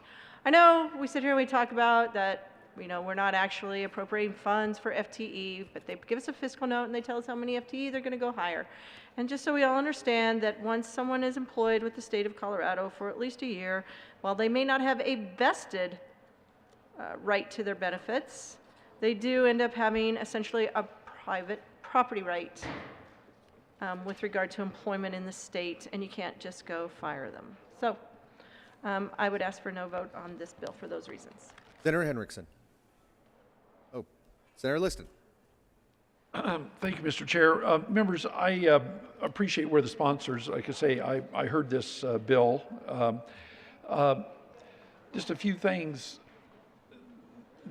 A real estate transaction for most people, especially for people, I think, in a mobile home park, that is going to be their biggest financial transaction in their lives.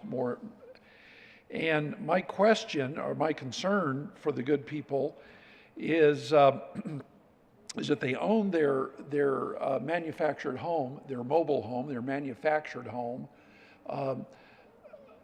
and they know that they don't own the land, but if a deal like this goes through, you're going to have people that they own and they're making payments maybe on their manufactured home, and now then they're going to be obligated to make payments on a piece of land.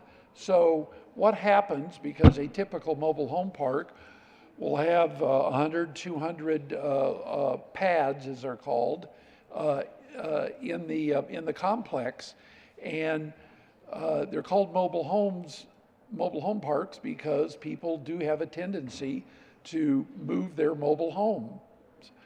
They don't want to own the land, or at least some of the people don't. So what happens when they come together and they say, look, we want to buy the land, which I can appreciate, and someone goes in for the best of intents and says, okay, I'll buy that piece of land, and then a year or two later they say, I want to move my mobile home, but now then, it's kind of built on a house of cards, is that people say, well, I want to move, but they're obligated now because of the association that they've contracted not only with the lender, but with the group of people that own this piece of real estate, and they want to move. And so they're tied down. I mean, there's going to be all kinds of complications. This is going to be far easier said than done. So to protect the people, like say, buying a piece of real estate is the easy part. We see it all the time. People go, well, sounds good to me. I'll buy the home. I'll buy the mobile home park, or buy the mobile, buy the mobile home.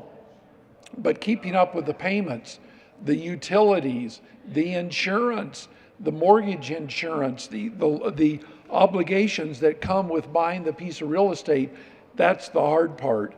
And I think that in their zeal of trying to help the people who want to do this, is they're going to inadvertently put a ball and chain on those people, and there's going to be disastrous consequences.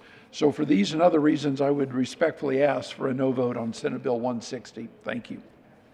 Senator Henriksen. Thank you, Mr. Chair, and thank you to the good senator from Colorado Springs for your concerns. I want to address a few of those.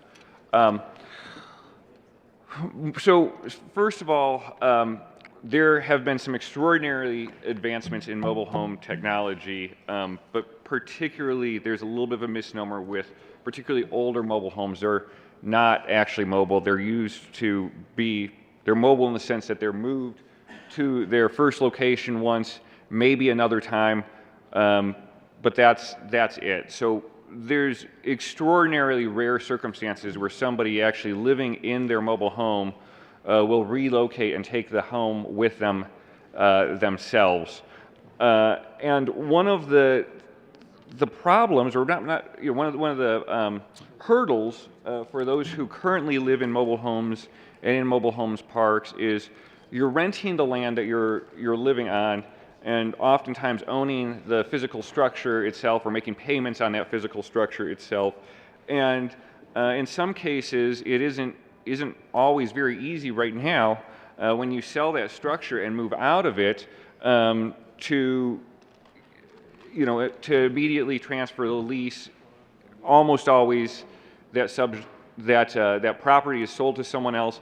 They assume the rental of that lot, but just like with a apartment dwelling, there's fees if you have a year rental on that lot. There's fees associated with breaking that lease early, and there's some financial burden there as well. So I think that the opportunity to own your lot, so to speak, and to sell that at the same time that you sell the mobile home itself gives more flexibility to the owner of that property, not less. And I want to stress that this is a choice that's currently written into Colorado law, and there is no requirement of anybody or any community to come together to create a co-op and buy their mobile home community. So if there are concerns with it, those are options that are held to the owners of these properties themselves. I want to clarify and speak about what we're trying to do here and who the communities that we're affecting. 5% of Colorado's housing stock is mobile homes. I know in my district it's about 7% of our population, and It is disproportionately elderly individuals. It's individuals with disabilities. It is disproportionately veterans. It's disproportionately working class families. And they have, the saying that's been said time and time again is, these are oftentimes people who have half of the American dream. They have a property that is theirs, that they call home, and because they don't own the land that they're on, there's a risk involved in it, and we're seeing that risk become more pronounced with the housing market as it is, where the price, the monthly rental of those lots are drastically increasing. And we see people time and time again getting priced out of the homes that they live in, homes that they own, but they don't own the land that it's on. And that's the issue that we're working to address here. And we have been a leader in that effort. Colorado has, in our legal framework for allowing and empowering communities to come together to buy their own mobile home parks where they live. The big hurdle that we're still seeing in many cases is that this is a fairly new thing, and a lot of institutions are hesitant to make loans available to communities that qualify, not because there's an issue with their financial solvency or what they bring to the table, not that their offer isn't competitive with others, but simply because the dynamics of doing this to a community that's come together to form a co-op is different than selling to a single individual or a corporation. And so there's some technical assistance that's needed there.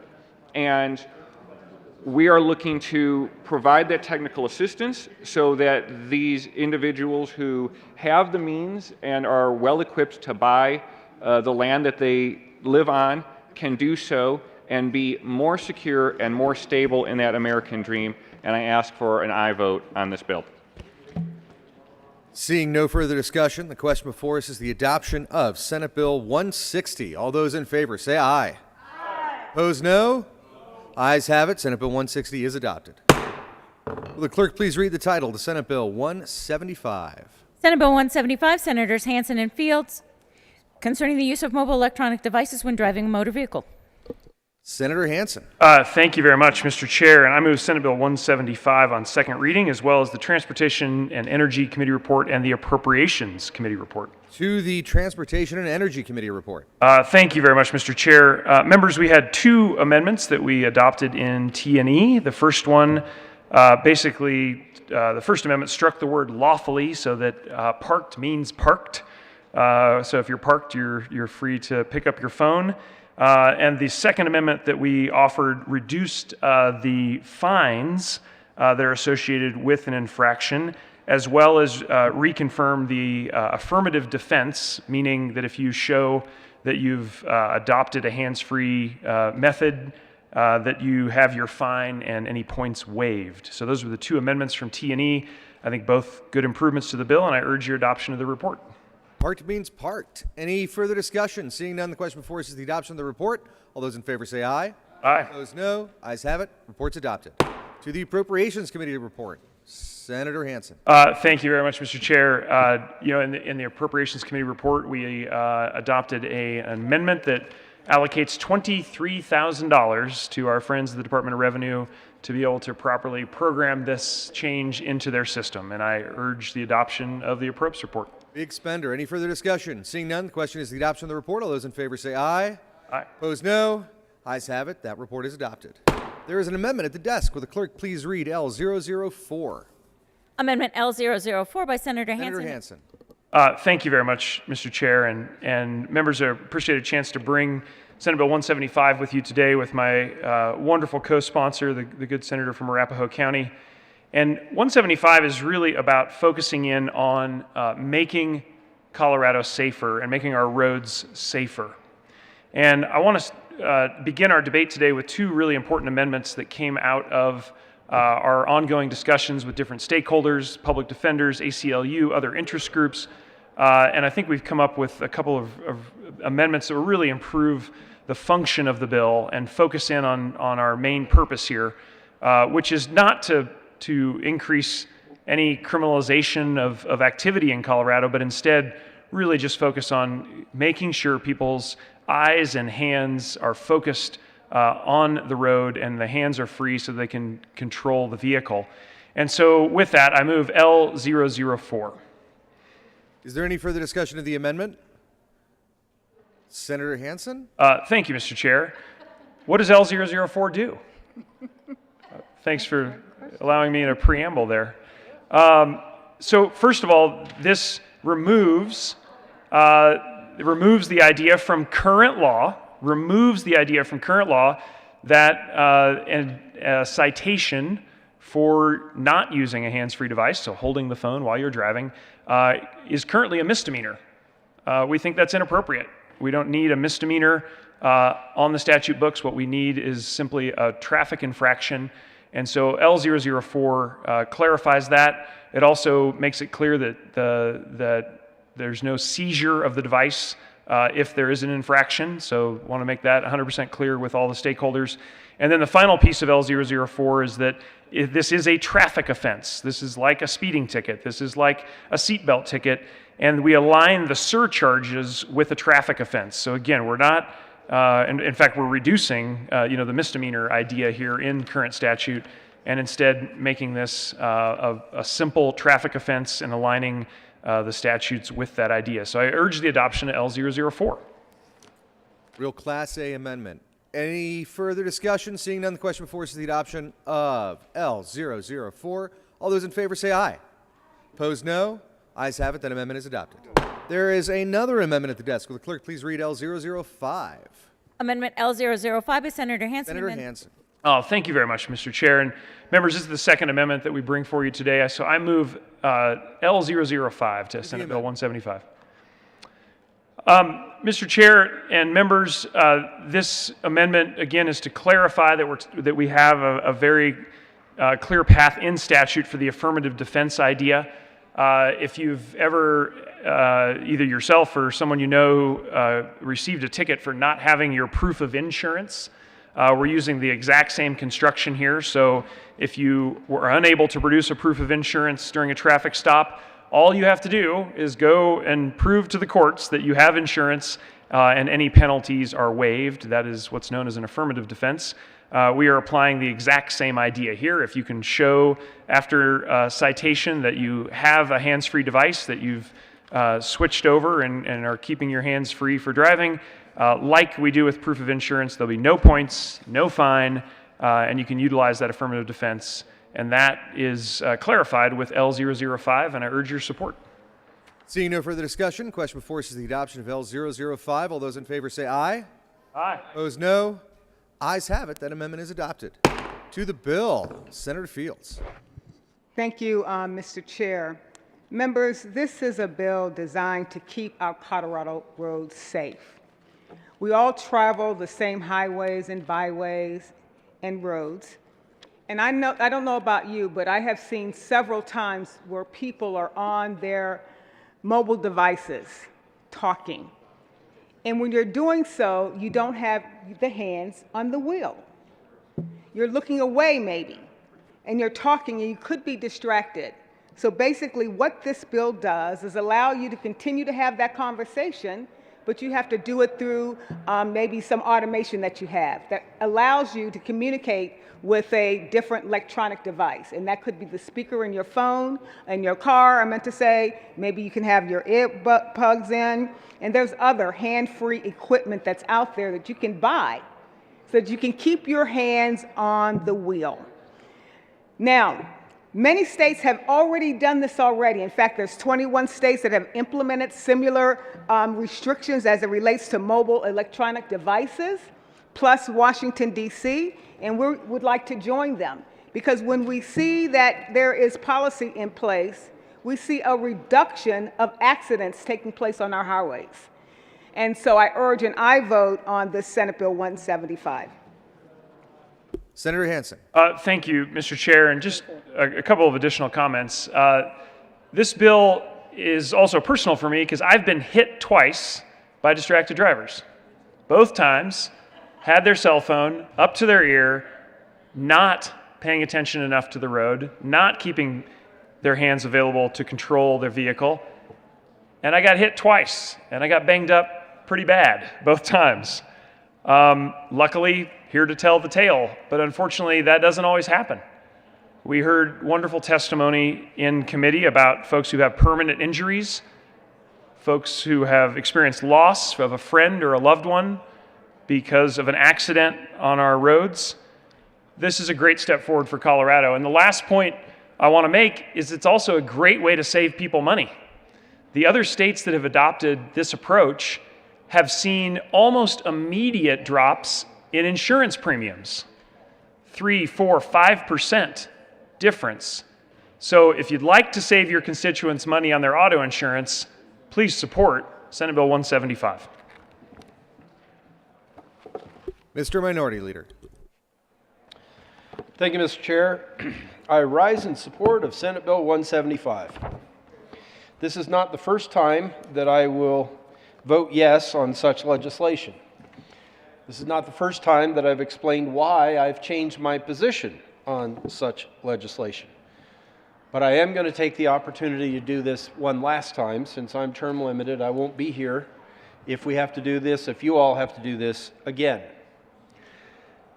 In the earlier years of my legislative career, I considered this type of legislation to be about this type of device. I considered it similar to helmet laws for motorcyclists or bicyclists. I considered it similar to seatbelt laws. Those have long since been resolved, seatbelt laws. But I associated it with the device. And I've heard questions, I've heard opposition to this type of legislation that might go something like this. What's next? If we outlaw holding this device while I'm operating a motor vehicle, what's next? Will there be a law that says I can't hold a sandwich or a hamburger, cheeseburger while I'm driving? Will there be a law that says I can't tune my radio, the sound system in my vehicle? What's next? Would there be a law that says I can't adjust the temperature, the climate control system in my vehicle? What's next? Might there be a law someday that says I can't operate the turn signals or windshield wipers? We require people to use their hands to do those things. So where's the line when it comes to devices? A few years ago, when our former colleague, Senator Lois Court, ran a similar bill, I came to the realization that this isn't about this device. It's not about what you're holding. This legislation, in my opinion, isn't about holding a device. This legislation is more similar to driving under the influence or driving while intoxicated. Why? In 2019, before COVID, my wife and I were out Christmas shopping. We were at a large box store, one that you have to hold a membership to go into. It was really crowded. A young shopper was walking with their family and didn't just bump into my grocery cart, but nearly fell completely into it. Why? This is why. They were lost in social media or a game or text or chat or whatever. They were out in the world of Twitter or Facebook or Candy Crush or something, but they weren't standing there in a crowded retail environment with hundreds of other people. That person nearly fell completely into my grocery cart because that person was somewhere else. Have you ever been in a restaurant when a family or a group of people come in and sit down together and one or more of them are somewhere else? I've seen that. Now, if you want to be completely absorbed in that somewhere else through this device, it's a free country, it's a free world. If you want to invest your life in that, okay. But not while you're operating a motor vehicle. No. For me, that is where this becomes more like driving under the influence or driving while intoxicated. For me, I look at this more as an addiction, not necessarily to the tactile use of this device, though it might be for some, but for those lands, those places, those environments that people have found more comfort in existing, like online games, or the status update on some social media platform, some cutting remark that a friend offered, and ooh, yeah, and you like or dislike something. That is, in my mind, the difference between this and holding a sandwich or a burger. That's the difference between holding this and a cup of coffee. Do you get completely absorbed and self-hypnotic with your coffee? If you do, then maybe you shouldn't have coffee when you operate a motor vehicle. But how many times do I have to see, how many times do you need to see someone driving down the road focused on somewhere else? Some other place, some other reality through this device. That's the difference. Am I innocent? No. No. I had a very close encounter back in 2010 when I was campaigning for the House. I had been on the phone all afternoon, had to go walk a precinct. I didn't have a smartphone at the time. I think it was a Palm device, and whatever I looked at, I looked up and realized that traffic had stopped. I jerked the wheel to the right. Fortunately, there was a right turn lane that just happened to start there, and I avoided what the good senator from Denver had described being on the receiving end, causing that. Killing myself, someone else, injuring someone. My heart was racing, and I told myself, I've got to put this down. I can't do this. We've heard don't text while drive. 1 second, you go the length of a football field at highway speeds. I wasn't going highway speeds, and I very nearly caused a big, big accident for myself and others. Am I innocent? No. No. Just a few years ago, I was at an intersection very near the Capitol, red light. I was stopped, not necessarily parked, legally parked, but stopped at a stoplight, and I had a text or something on my phone, and I quickly looked at it, and then a horn beeped, and I was like, oh gosh, I was looking at my phone, and the light changed, and I started through the light, and I looked up, and the light hadn't changed. I was driving through a red light into an intersection. Fortunately, there wasn't traffic coming, but someone in the neighborhood had honked their horn.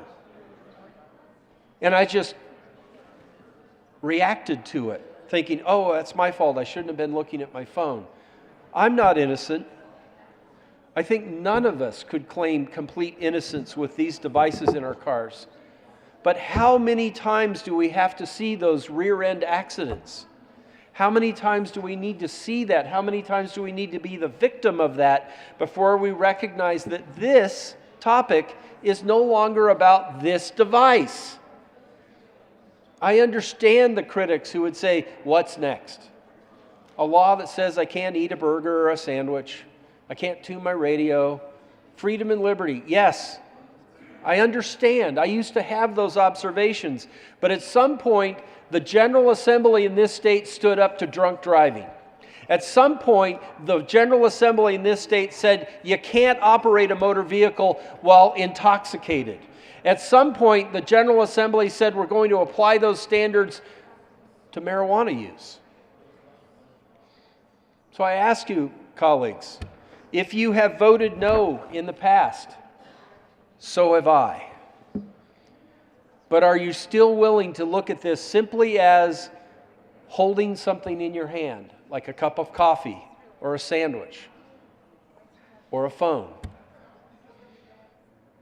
I understand. I've been there.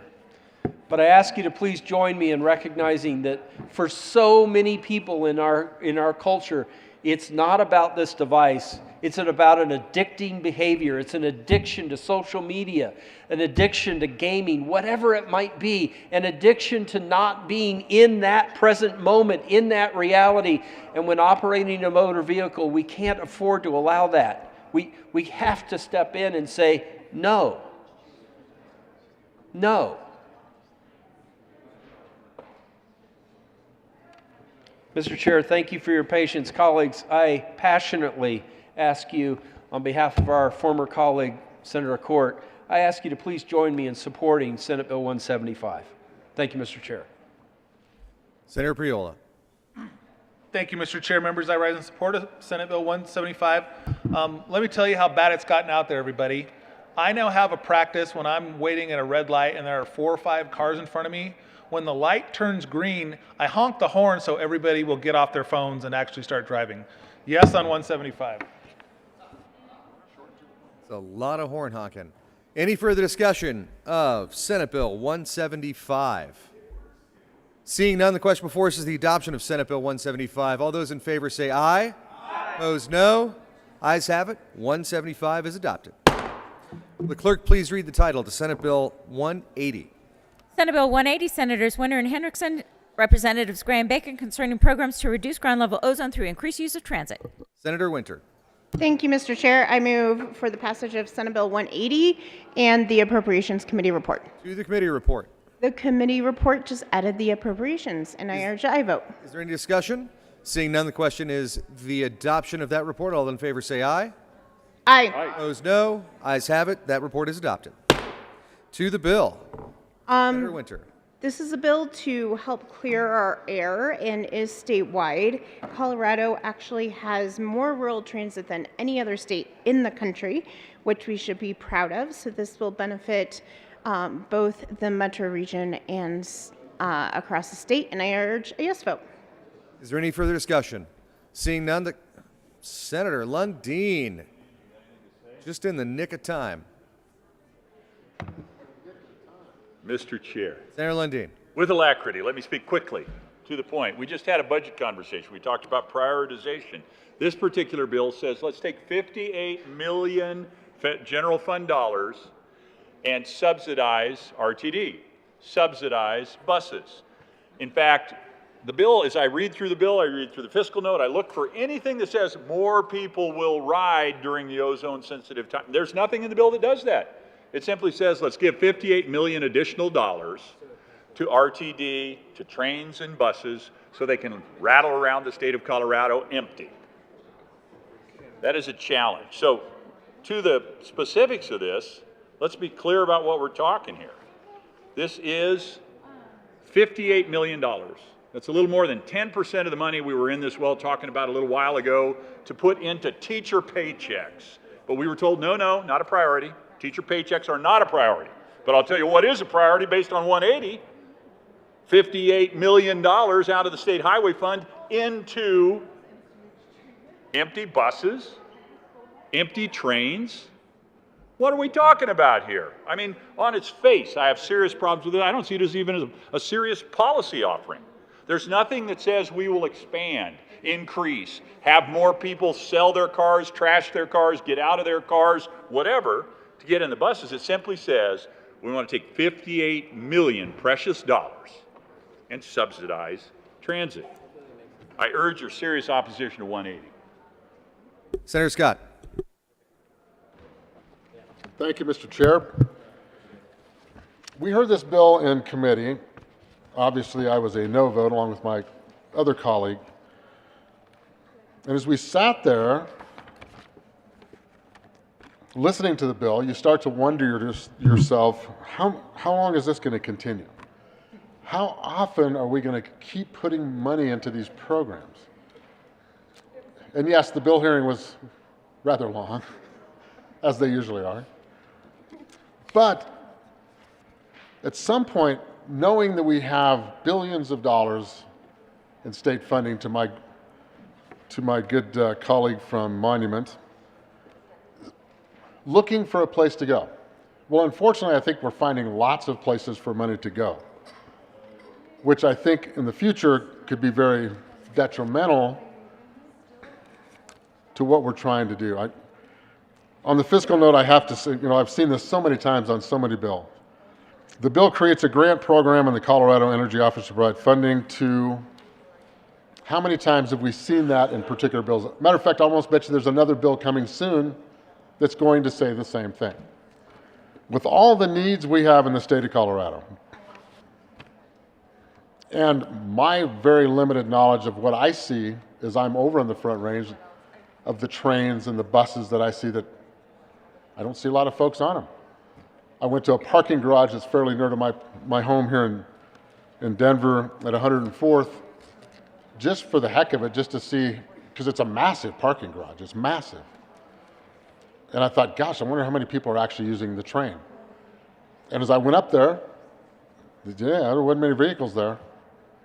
It just wasn't.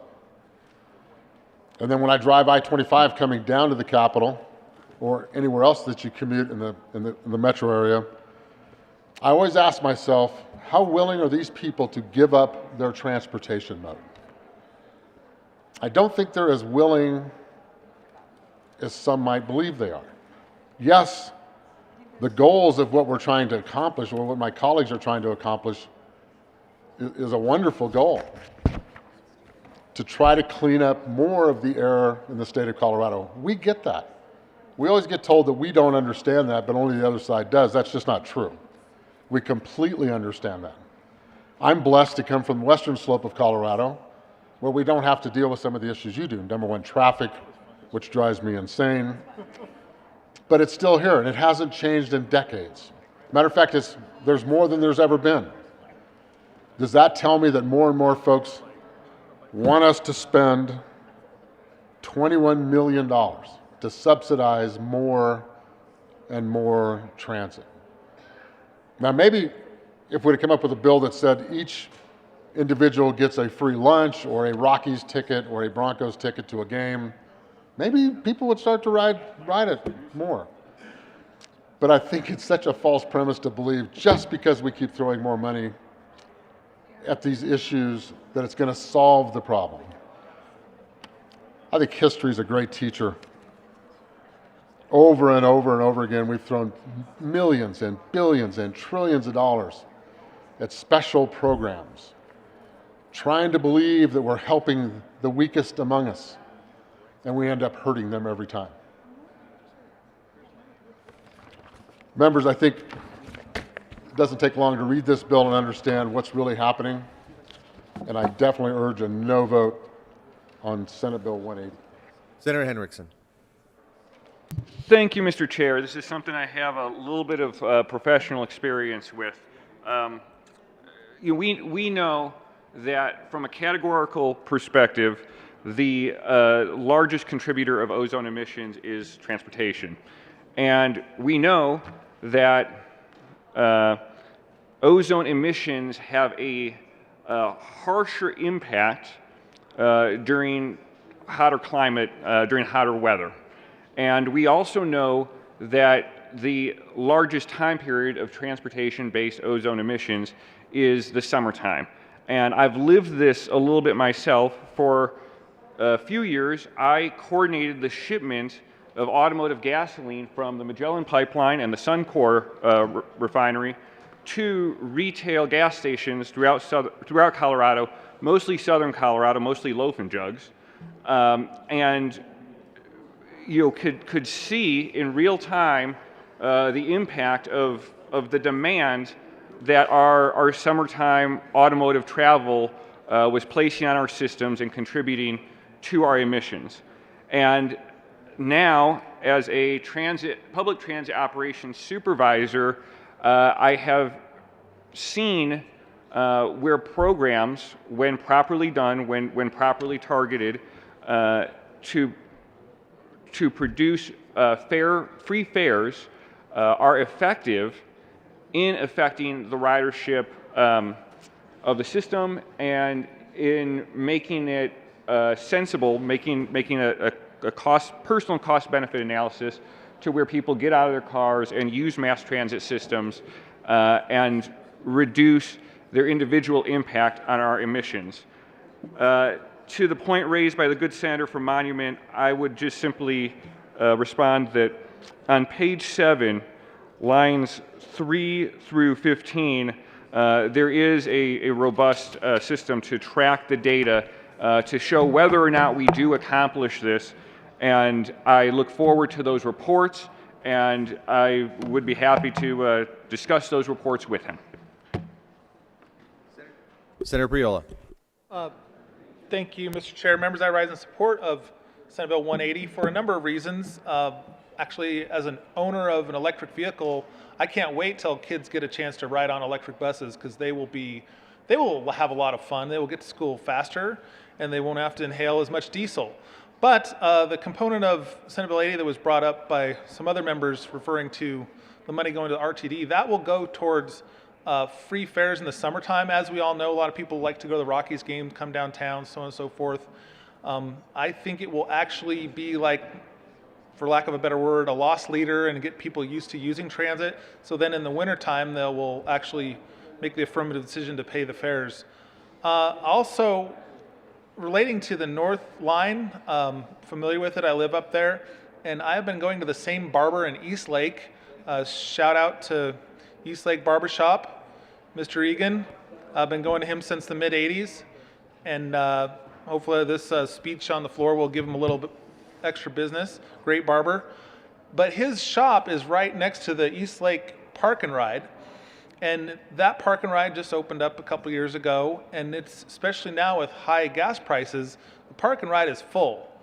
So much so that there's been spillover to next to his barber shop, where I have parked for years and not had to worry once about finding a place to park. Well, the last time I went there, I had to strategically find the correct place to park at the barber shop I've been going to since the mid-'80s. So I'm here to tell you that the ridership, especially on the North Line, and the North Line is the very tip of, or the East Lake stop is the very tip of the North Line. So I assume that many of the folks that are riding the entire North Line are starting at the very, very tip to economize their time and so on and so forth.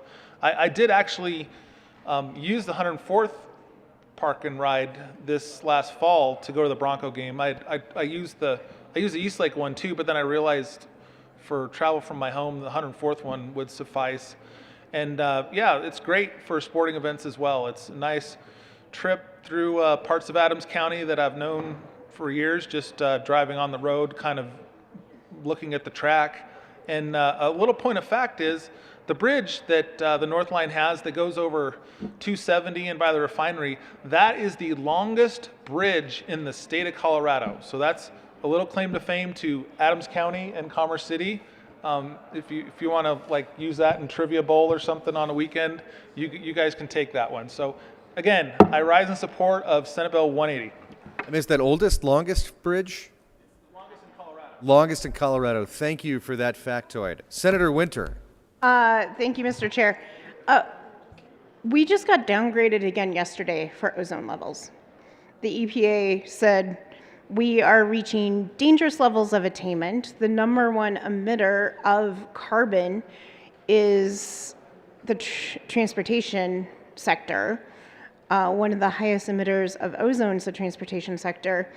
And there actually is evidence that shows that those agencies around the country who have been offering free ridership see an increase of 20 to 60%. So this is going to increase ridership, and it's also an equity issue. We want to make sure that it's affordable, and it's a way for people to get to the grocery stores, make sure that they can get to work, make sure that they can get to when they have jury duty, when they need to go to a doctor's appointment. So I urge you to vote on 180. Senator Lundin. Thank you very much, Mr. Chair.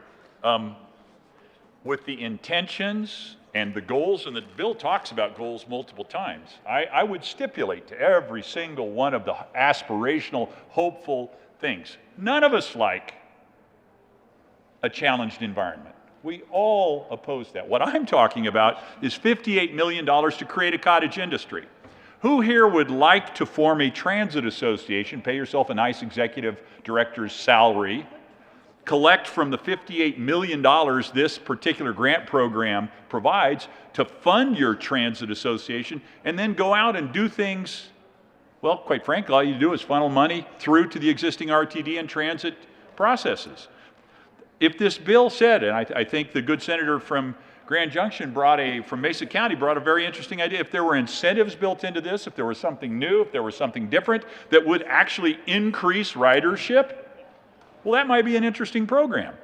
This simply says, of the precious dollars we have available, $58 million general fund money would have gone to the state highway fund for roads and bridges in Colorado. We want to take that precious money and just make the empty buses, which we already subsidize, subsidized even further. This is not, in my opinion, a serious way to spend $58 million.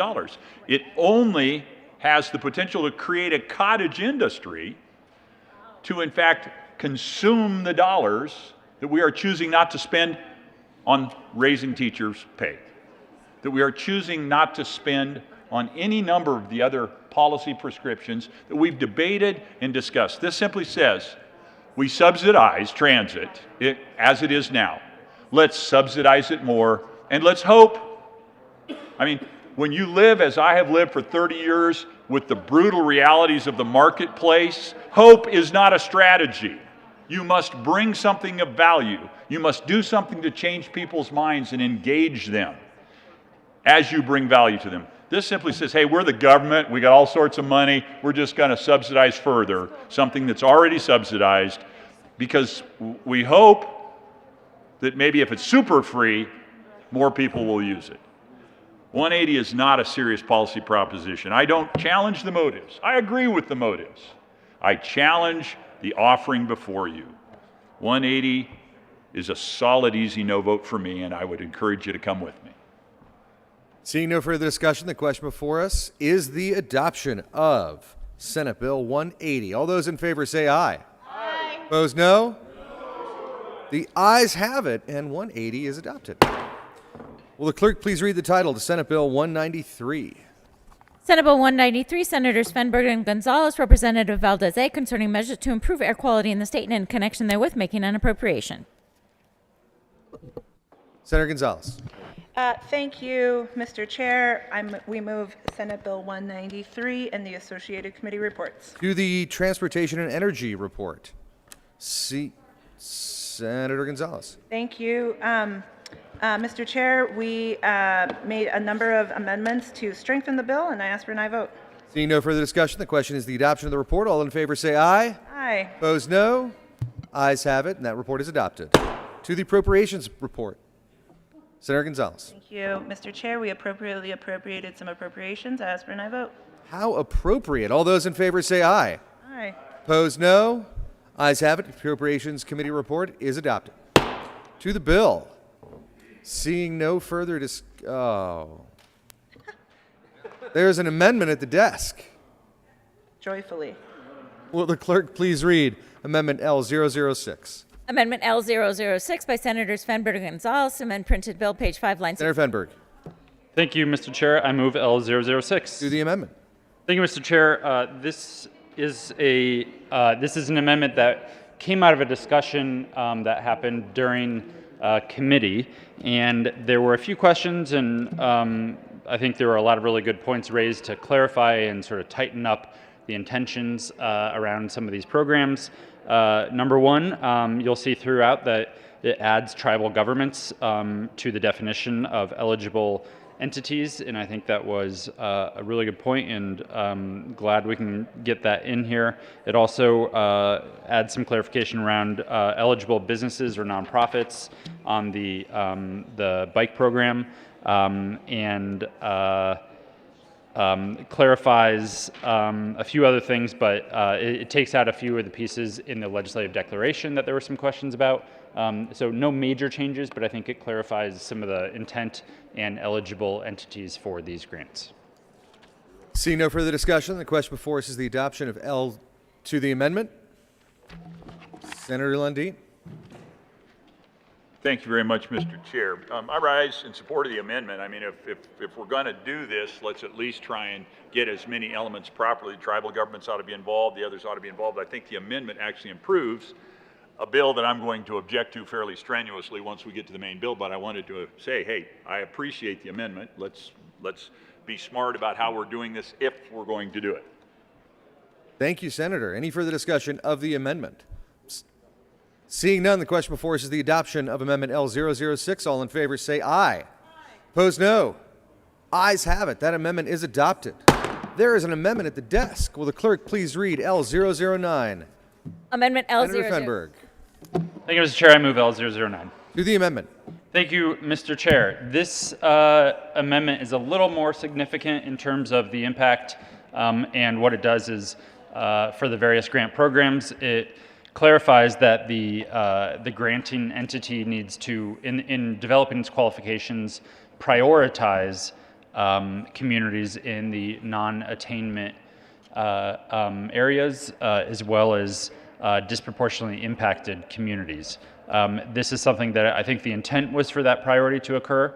We realize it could be clarified and made crystal clear that that is the priority. I think it is especially important in light of the recent downgrading of our attainment status. And so it doesn't mean that resources couldn't go elsewhere in the state, but we want to make sure that there is a priority being put on the communities most impacted as well as the areas that are absolutely suffering the worst air quality in our state.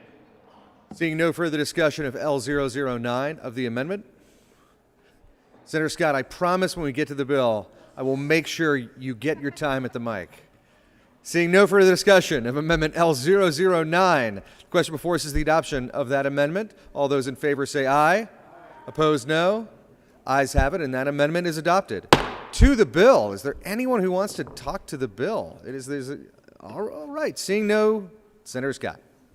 Thank you, Mr. Chair. You know, it's kind of ironic. The first thing I saw after speaking on the last bill was in the fiscal note. This bill creates several grant programs in the Colorado Energy Office and the Department of Public Health. It's like, here we go again. We keep pouring money. This one's $124 million into additional grant programs. To what end is the question? When you look at this bill, of course, again, the intent is really good. Fully on board with trying to help clean up this front range air situation that's taking place. It has gotten better, and it continues to get better. So I understand why the sponsors are really wanting to make additional changes. I just don't think,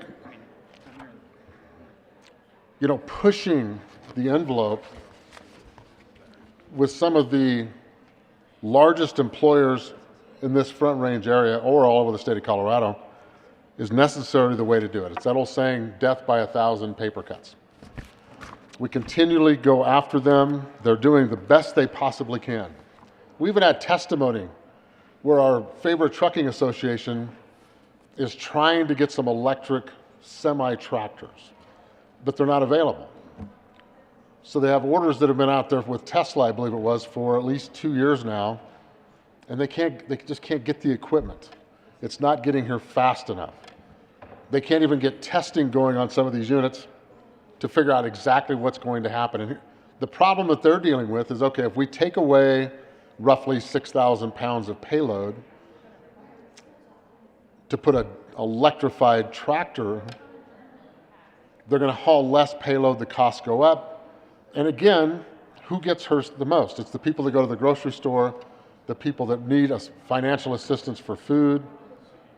There's a downstream effect to these things, and we just continually pound away.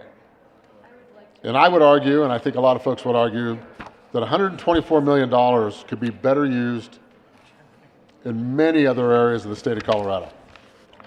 We have, as we sat here and listened to the budget discussion earlier, it's $124 million. As I recall, I think CSU needed $30 million. Gosh, we can't do that because of climate change policy. Other programs need money. We can't take care of the BS factor because of climate change. Is that going to be the continual drumbeat we hear throughout the rest of the session? I know there's bills coming that have hundreds of millions of dollars tagged to them. We haven't even seen them yet. We haven't even seen them yet. So who are we hurting the most? Yes, we have some brilliant people on our joint budget committee that do great work, and they're going to come to this well and say, we have priorities. Really? I think we need to have a deeper discussion on what those priorities really are and who we're affecting the most. And boy, don't you mention climate change. That's dangerous, dangerous territory. Because the special interests out there are ready to pounce at any moment. And they will. They will.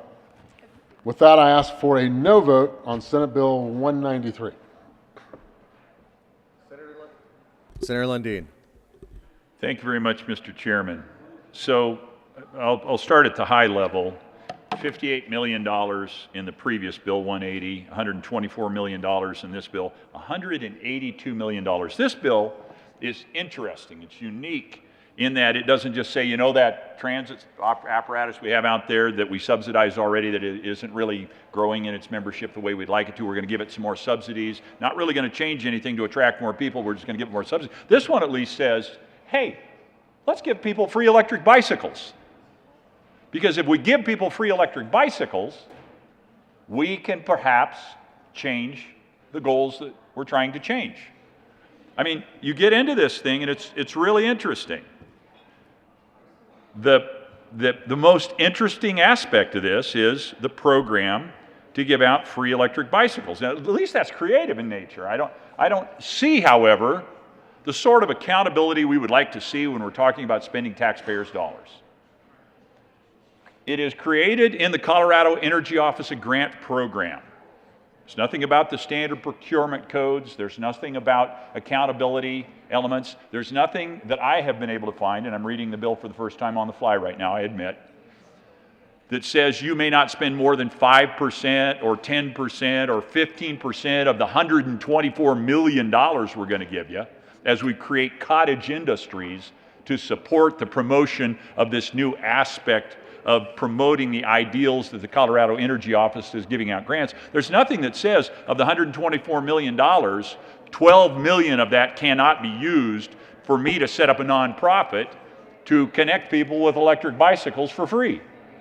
I do not see that kind of control in this bill. So I would challenge, is this the best stewardship, the best use of the taxpayer dollars as framed? If there were more cost controls, then it might be something that's better. Now, so we've given the sponsors an acknowledgement that at least there's a creative impulse in this one. It says, let's give people free electric bicycles. But I would ask the sponsors, how do we control to make sure that, quite frankly, for my household, bought an electric bicycle a Christmas ago, 2 years ago, a little more than 2 years ago. $3,000. I mean, it was not cheap. It was a cool electric bicycle. It's one of those, you've got 5 different speeds. You can either pedal, or you can run the throttle, or you can have the pedal assist, where when you're pedaling up a hill, it can feel like riding down a hill because you've got this electric motor kind of helping you get up the hill. Way cool, $3,000. There's nothing in this that says that you must have forces like a marketplace that says, I have my dollars. Those dollars are important to me. I worked hard to earn those dollars. And in this particular business, you work incredibly long hours for limited dollars. So those dollars are very precious. And you use them judiciously. That's the accountability aspect. It's my money. I'm going to spend it on things that benefit my life. In this case, we've got $124 million we're going to give away, and there is no discernible accountability other than we'll report on it later. We'll identify later how we're doing on attaining our hopes. So I think some greater accountability would be beneficial. I am grateful for the creative impulse in this that says, you know what, if we put more people on bicycles for free, it would in fact begin to achieve that which we're trying to achieve, and that's moving people from here to there without creating as much of an impact on the environment. Now, I could go down the rabbit hole of discussing exactly how expensive in terms of environmental impact the creation of all these electric capacities are. Batteries are built with special precious metals, rare earth metals that come mostly from foreign countries, some of whom we're in economic conflict right now, or economic competition at the very least. And we don't, when we think about those batteries, we don't actually include the full life cycle cost, because those batteries don't just disappear when they're dead. You have to manage them in an ecologically, environmentally safe and sound way. That cost is not at all absorbed into the front end cost, as we're saying, oh, all of these things are environmental friendly. Well, we really need to, quite frankly, a good policy project for this chamber would be to say we're going to run a bill that says everything we claim as environmentally friendly, we should actually include the entire life cycle cost of that thing which we're labeling environmentally friendly. Because the reality is there's a lot of things that are happening that are not environmentally friendly that are represented as if they are environmentally friendly. So back to the bicycle. The cost of that bicycle, what accounts for and how do we control? It's free to somebody, but it's not free to the taxpayers. Is it being bought for a proper price? How do we know? We don't really have a marketplace on that. It's the accountability is missing. And quite frankly, we're representing that bicycle to be environmentally friendly when at the end of the day, we're not even accounting for all the environmental costs associated with it. So obviously this, golly, I really wished I'd been in committee on this one. I have 1,000 questions I would ask. At this point, based on my reading, based on the lack of economic controls, based on the lack of financial controls, based on the fact that this is an additional $124 million that I would rather put in teacher paychecks, that is being spent in a way that may or may not be financially sound, I am standing in firm, vigorous, somewhat animated opposition to 193. Thank you, Mr. Chair. Thank you. Senator Kirkmeyer. Thank you, Mr. Chair. I rise in opposition to Senate Bill 193 as well. Just to kind of reiterate what the good senator from Monument stated, $12 million to electric bicycles. They're given out in a grant and rebate programs. $15 million to diesel truck emissions reduction grant. $65 million to electrifying school buses grant program, $7 million to aerial surveying of pollutants, and $750,000 is going to the Department of Personnel Administration for the cost of issuing free RTD Echo passes to state employees. And we can't find $321 million to give to education or to teacher salaries. $125 million. So, electric bicycles and grant programs, $12 million, but here's the one. Electrifying school buses and grant programs, $65 million. Do we all not understand that there are programs called CMAQ, and I know they've changed the name of it now, but it was the Congestion Mitigation Air Quality Grant Program through the Department of Transportation that's in the millions of dollars already, that is about the same amount of dollars as this. Again, they've given it a new name. I can't remember what the name of it is. There's also other transit grant programs that are within CDOT that should be funding and can be funding electrifying school buses, and this is what they're set up for. I don't know why we're giving money from our general fund to get free annual RTD Echo passes to state employees. I don't think that's appropriate. And the aerial surveying, I thought we had a bill that talked about this before, or something very similar to it, to finance the aerial surveying of pollutants. Isn't that already being done? We already know where the pollutants are. That's how we have identified where the non-attainment area is, where the PM10 areas are. That's already done. So I'm not sure why we need to appropriate an additional $7 million out of the general fund. So again, you know, this morning we were asked, you know, where did we get the money from? Well, here'd be $125 million. Right here. So ask for a no vote on Senate Bill 22-193. Mr. President. Thank you, Mr. Chair. Just a reminder, this is one-time money. It is being used for one-time purposes, not for ongoing expenses. the question around aerial monitoring, the Air Pollution Control Division does do some monitoring right now, of course. This is additional capacity because it's been identified as a need, especially for oil and gas operations. It is a more efficient, cost-effective way to do monitoring, to find leaks and to figure out where the problem areas are and to identify what improvements need to be made. You can cover a much larger area than sending a guy out in a truck with a camera. It is the new way and probably most cost-effective and efficient way to actually find leaks and make big improvements in our air quality. And I have not heard any opposition from industry or those who this would be monitoring because it is already part of the permitting process and a requirement. This is just simply making sure that we are doing it effectively, efficiently, and actually delivering on what these programs are meant to deliver on. Senator Lundin. Thank you, Mr. Chair. Just a quick redirect response. I get it. Industry wouldn't oppose. We're giving them a lot of revenue with which they can sell product. That makes sense. Of course, they're not going to oppose. I'm standing here arguing on behalf of the Colorado taxpayers, saying, is this the most efficient use of the dollars that they earned by blood, sweat, and tears? That is the question I'm raising. Thank you, Mr. Chair. And now, Senator Heisey. Thank you, Mr. Chair. Appreciate the fact that the sponsor brought out the fact this is one-time money. When the bill was written, it said we will have annual appropriations. And oh, by the way, this one-time money is supposed to be spent by 26. So what's that, 3.5 years from now? Less than that maybe, by the time this thing goes into effect. But anyway, somehow they felt it was necessary during committee to run an amendment that instead of having annual appropriations, that we now have continuous appropriation for one-time money that's got to be sent by 2026.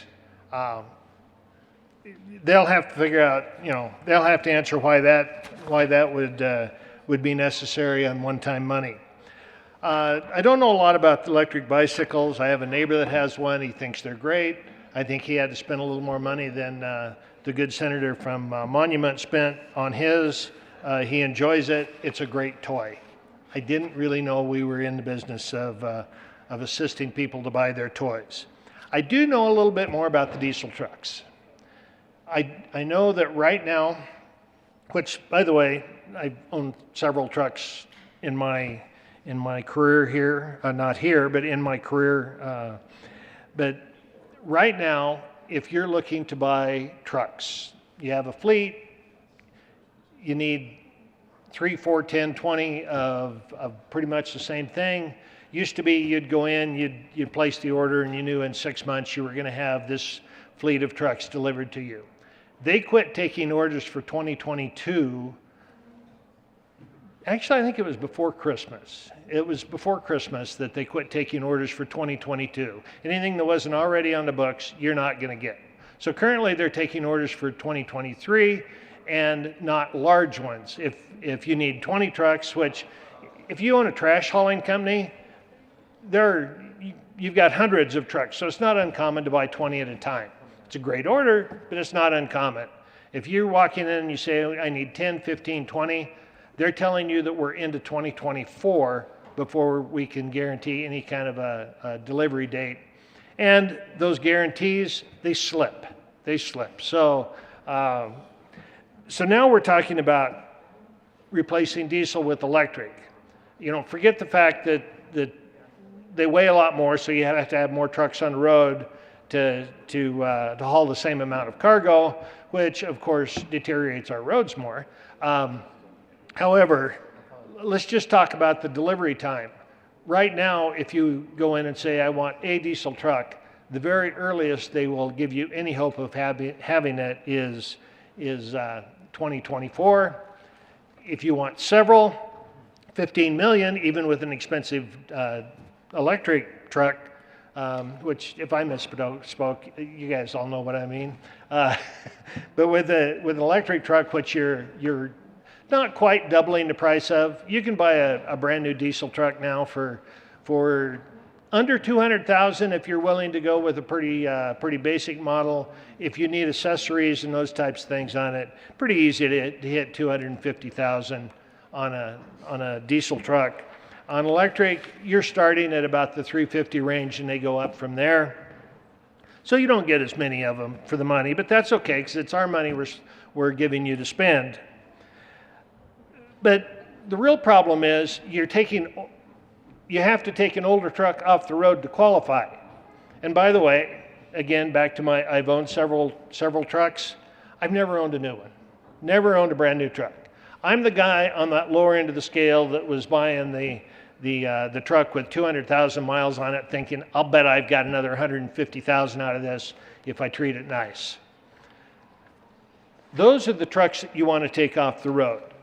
Admittedly, anything before 2007 is a higher polluting vehicle than what you buy brand new today on the diesel trucks. Those guys are not the ones that can afford a $350,000 truck, no matter what kind of subsidy we put in there with it. The folks that would be applying for this aren't even driving the trucks that qualified. The people that could use this program that would make the biggest difference in air quality are in no way qualified to come in and go through the whole grant process, go through the whole bureaucratic process, and then they have a wore-out truck that's not enough to make the down payment for a brand new $450,000 truck. So I guess my real question on the bicycles, the trucks, what's going to happen to this money when it's not spent by 2026? Granted, now we have continuous appropriation, but we're in violation of the agreement that we made when we accepted the money. On the school bus, if a school district decides that electric school buses are their highest priority, and based on testimony earlier today, I kind of have to question that's where they would spend their money. If there's some value there, there's some value there. Still have some questions about whether you're going to get that much money spent in that short of a time frame, given the lead time, the supply chain issues that we're dealing with today. I urge a no vote on this bill. Senator Fenberg. Thank you, Mr. Chair. Just a couple of quick notes. There are a few questions there on what happens to this money if it doesn't get spent by the date. It reverts back to the general fund. That's in the bill. That's what happens. Do school districts have a better use for their money than buying buses?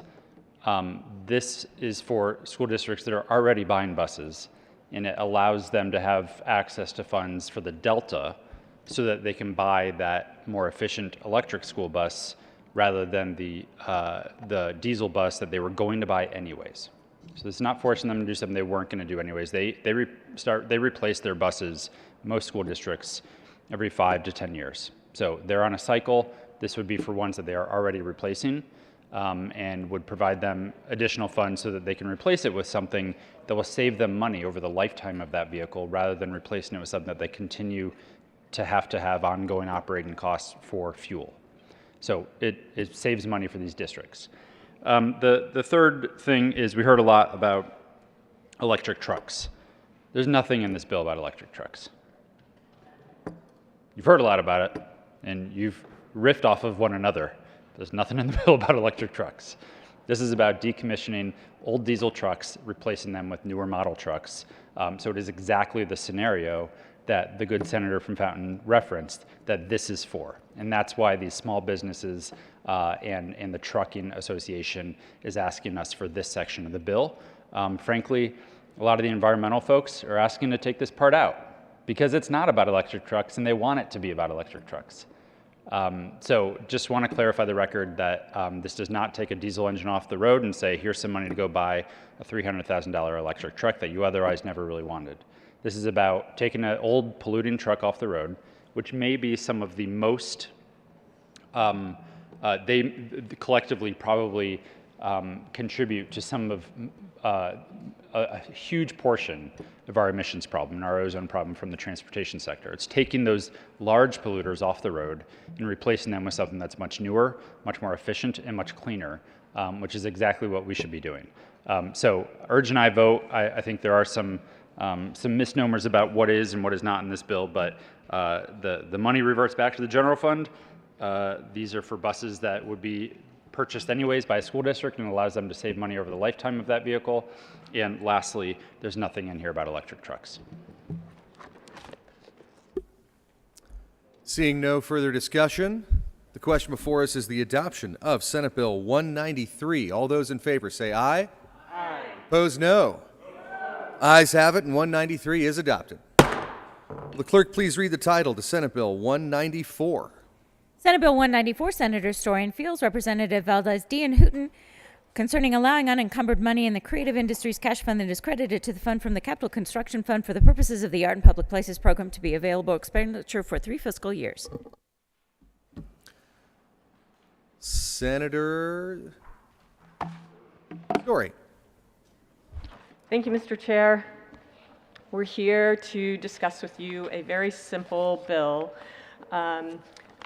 where the Creative Industries Cash Fund is created by a small amount of money that is contributed through capital projects for the purposes of creating art and for the purposes of Art in Public Places program.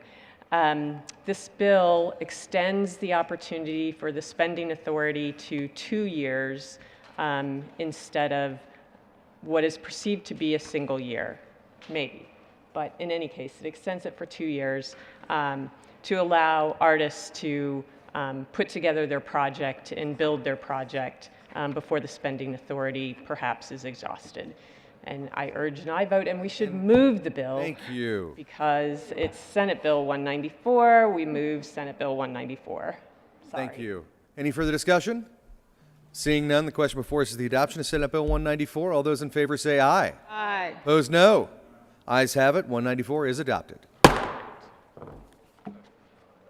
Mr. Majority Leader. Thank you, Mr. Chair. I move the committee rise and report. Motion is for the committee to rise and report. All those in favor say aye. Opposed, no. Ayes have it, and we will rise and report.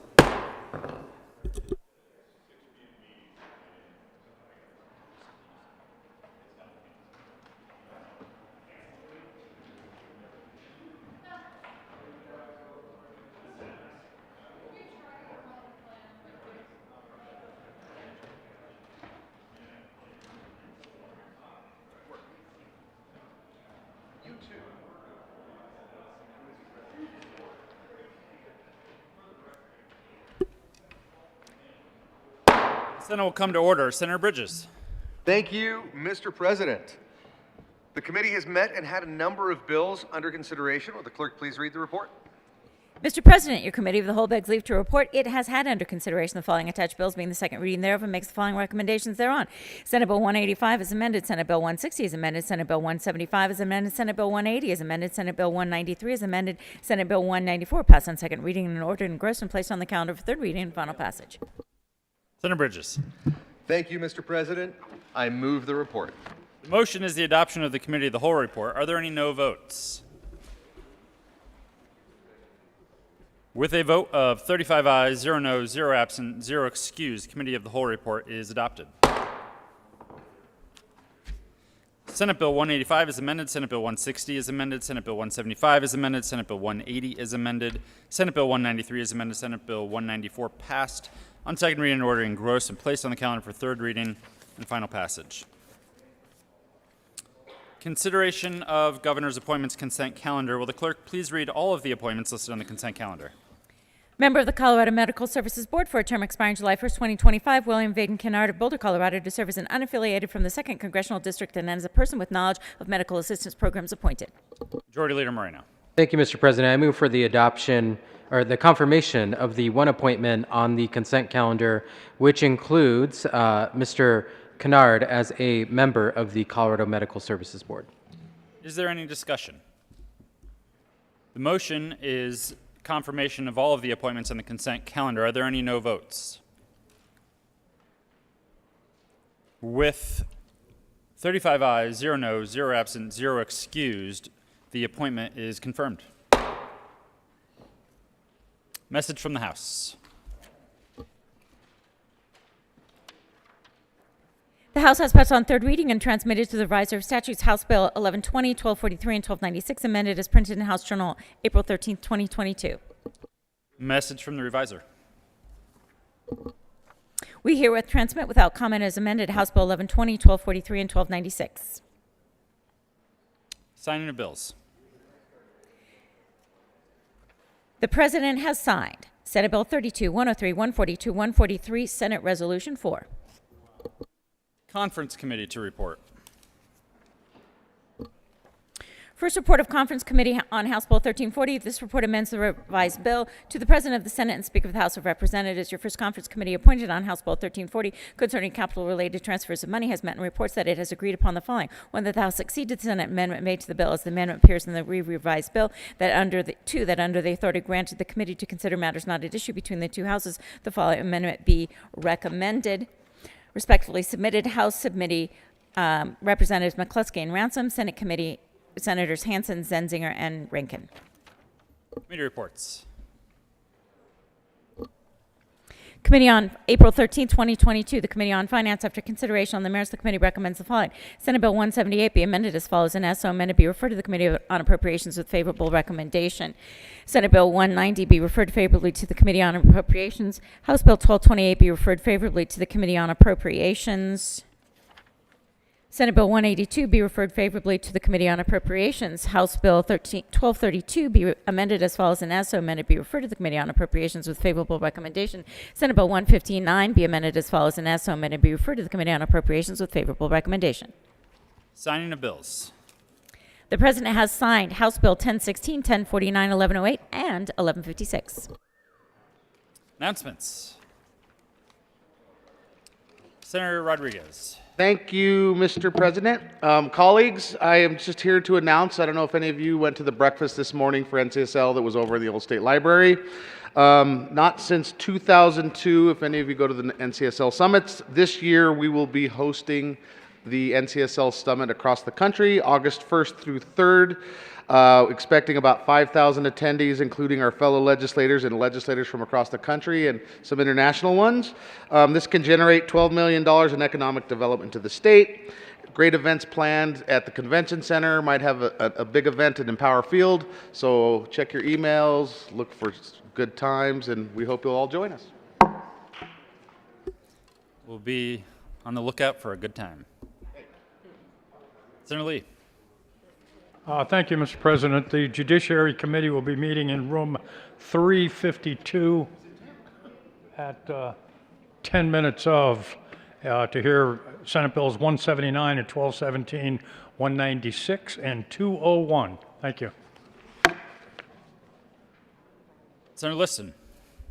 Thank you, Mr. President. Mr. President, I've checked with the minority leader and the majority leader and asked to be excused on Monday. Senator Liston will be marked as excused on Monday. Enjoy your long weekend. Senator Jaquez Lewis. I know, we are trading sides. Thank you, Mr. President. We are trading sides of the podium here, so make that note. No, colleagues, we wanted to share with you a special moment that is happening today, and we invite you to come. My good colleague from Alamosa will share the commemoration, but let me give you a little background quickly.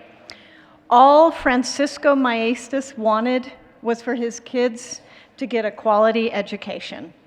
So when his local school district in Alamosa insisted that he send his kids to the so-called Mexican school, Maestas fought that district in court, and he won. The Maestas case was decided in 1914, and experts say it was one of the country's first successful school desegregation cases. And it's the earliest known one so far involving Mexican Americans.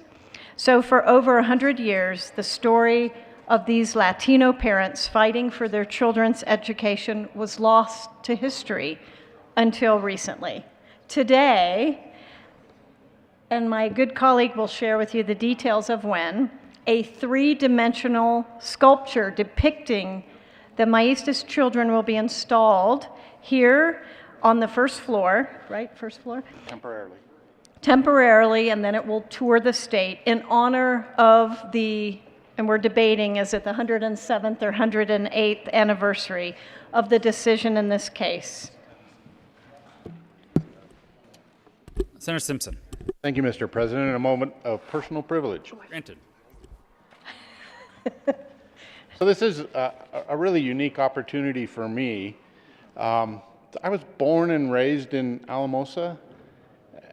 This was not a story that really came to light until actually this body did a resolution in 2020 commemorating this, where I believe a lawyer from back east just happened through study, stumbled across this case and reviewed it, and it really brought, it started this journey to where we are today. So my good friend, now retired Judge Martin Gonzalez, and my neighbor Katie Dodson, who's the granddaughter of my really good friends Leroy and Rosalie Martinez, started a committee and an effort 2 years ago to do some commemorative effort around this. So today they delivered their really life-size statues of Miguel Maestas and I believe his sister, and it depicts them.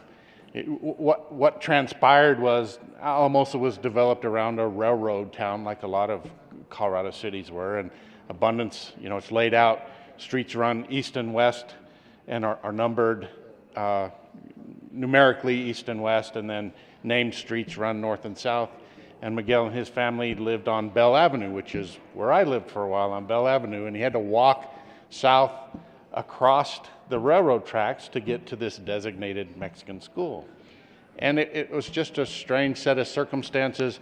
I have a wonderful write-up from the professors who discovered this. I'm happy to share that with folks, but what an amazing story about challenging the school district that said you can't send, and the young man spoke English, was an American citizen and spoke English, but because of his surname, they tried to force him to go to the Mexican school on the south side, which is where I went to school, on the south side. But it's just this really kind of amazing story, and I'm so proud of my constituents and my family and friends that have really taken the time and effort to commemorate this. So Representative Valdez, Donald Valdez in the House, and I crafted a commemoration. So this is I'll read maybe all of it, I don't know. The members of the Colorado General Assembly commemorate the 107th anniversary of Francisco Maestas versus George Schoen. So Francisco was the dad. One of the earliest known court victories involving Latinos against educational segregation. Maestas brought the suit against the Alamosa School District for not allowing his son, Miguel, to attend the school that was shorter, safer walk from his home. Instead, Miguel was required to walk to the Mexican preparatory school, which was a farther distance across active railroad tracks, something his father, a railroad foreman, thought was dangerous. The school board had determined that the Mexican-American children, all of whom were U.S. citizens and could speak English, should attend the Mexican school to prepare them to join the high school as English speakers. Mr. Maestas was joined by other Hispanics as well as the Roman Catholic Archdiocese of Denver and succeeded in winning the case against the school district. The court's decision required the school board and superintendent to admit children to the public school most convenient to their homes. The Colorado General Assembly recognizes and celebrates this long forgotten and historic case. And one quick reference to the ruling from the judge, ironically, it's in Colorado Constitution. And it was in 1912. Article 9, Section 8 of the Colorado Constitution stated that no sectarian tenets or doctrines shall ever be taught in the public schools, nor shall any distinction and classification of pupils be made on account of race or color. What foresight back in 1912. It's too bad we didn't live up to them at the time, but they got it. They did. They got it right. They got it fixed and got it right, and it's a wonderful example of how our system when applied right, works correctly. And again, it's an honor and a privilege for me to represent the folks in my community. And if you get a chance, the intent is to have the display there, I don't know, 60 or 90 days. I think they want to display it over at the Colorado Supreme Court building for a while, and eventually it'll end up in front of the district courthouse in Alamosa. So appreciate everybody's attention. Oh, and right now there's a reception at 1 o'clock on the first floor, and a little bit of recognition, and Judge Gonzalez will be there. Encourage y'all, if you have an opportunity, come by and see the display. Hope you all have a wonderful Good Friday tomorrow. Northeast corner. Northeast corner of the first floor. Further announcements. Senator Smallwood. Thank you, Mr. President. Sorry, colleagues, you're going to be a little late to that because we are already late for the Colorado Children's Caucus meeting that started already at 12:15. So it's not too late for you to hop on to the last part. You all got an email with the virtual link. Final session is on a slate of youth panel. So this session is a panel made up of young adults from 3 different organizations: Project Foster Power, the Office of Children's Representative Lived Experts Action Panel, and Colorado State University's Fostering Success Program. So we'll have these young people sharing their ideas about the work that they're doing in their communities and the issues that are most important to young people. We hope you'll join for the last half an hour before we join our colleagues. Thank you very much, Mr. President. Minority Leader Holbert. Thank you, Mr. President. Members, last weekend, the University of Denver Pioneers won their 9th NCAA men's ice hockey title. Go DU. Last night, the Colorado Avalanche recognized the accomplishment of DU men's hockey in winning their 9th NCAA title by scoring 9 goals against the LA Kings and winning 9-3. Tonight, the Colorado Avalanche will face off in New Jersey against the Devils at 7 o'clock p.m. And I encourage you, if you haven't been following the success of the Colorado Avalanche, they are #1 in the NHL, in line, hopefully, to win the President's Cup trophy for the highest number of season points. They will be squaring off with the Devils again at 7 p.m. And I ask you to please join me in celebrating and supporting our NHL franchise, the Colorado Avalanche. Go Avs! Members, we are done. We will not be coming in tomorrow. But we do have a couple of bills to read across the desk, so we've got them ready, so we're going to do them now rather than recess and come back. So feel free to get out of here, go to committee, start your weekend. But we will be doing a couple of bills and then adjourning. Introduction of bills. Senate Bill 206, Senator Fenberg, concerning resources for disaster preparedness and recovery and in connection therewith creating the Disaster Resilience Rebuilding Program, the Sustainable Rebuilding Program, and the Office of Climate Preparedness. State Veterans and Military Affairs. House Bill 1155, Representatives Will McCluskey, Senators Gonzalez and Moreno, concerning in-state tuition classification at institutions of higher education for students who complete high school in Colorado. Education. Further announcements. Majority Leader Moreno. Thank you, Mr. President. I move the Senate adjourn until Monday, April 18th at 10 a.m. We all need some time off, I think. You have heard the motion. All those in favor say aye. Those opposed, no. The ayes have it, and the Senate will recess until 10 a.m. on Monday, April 18th. Adjourn.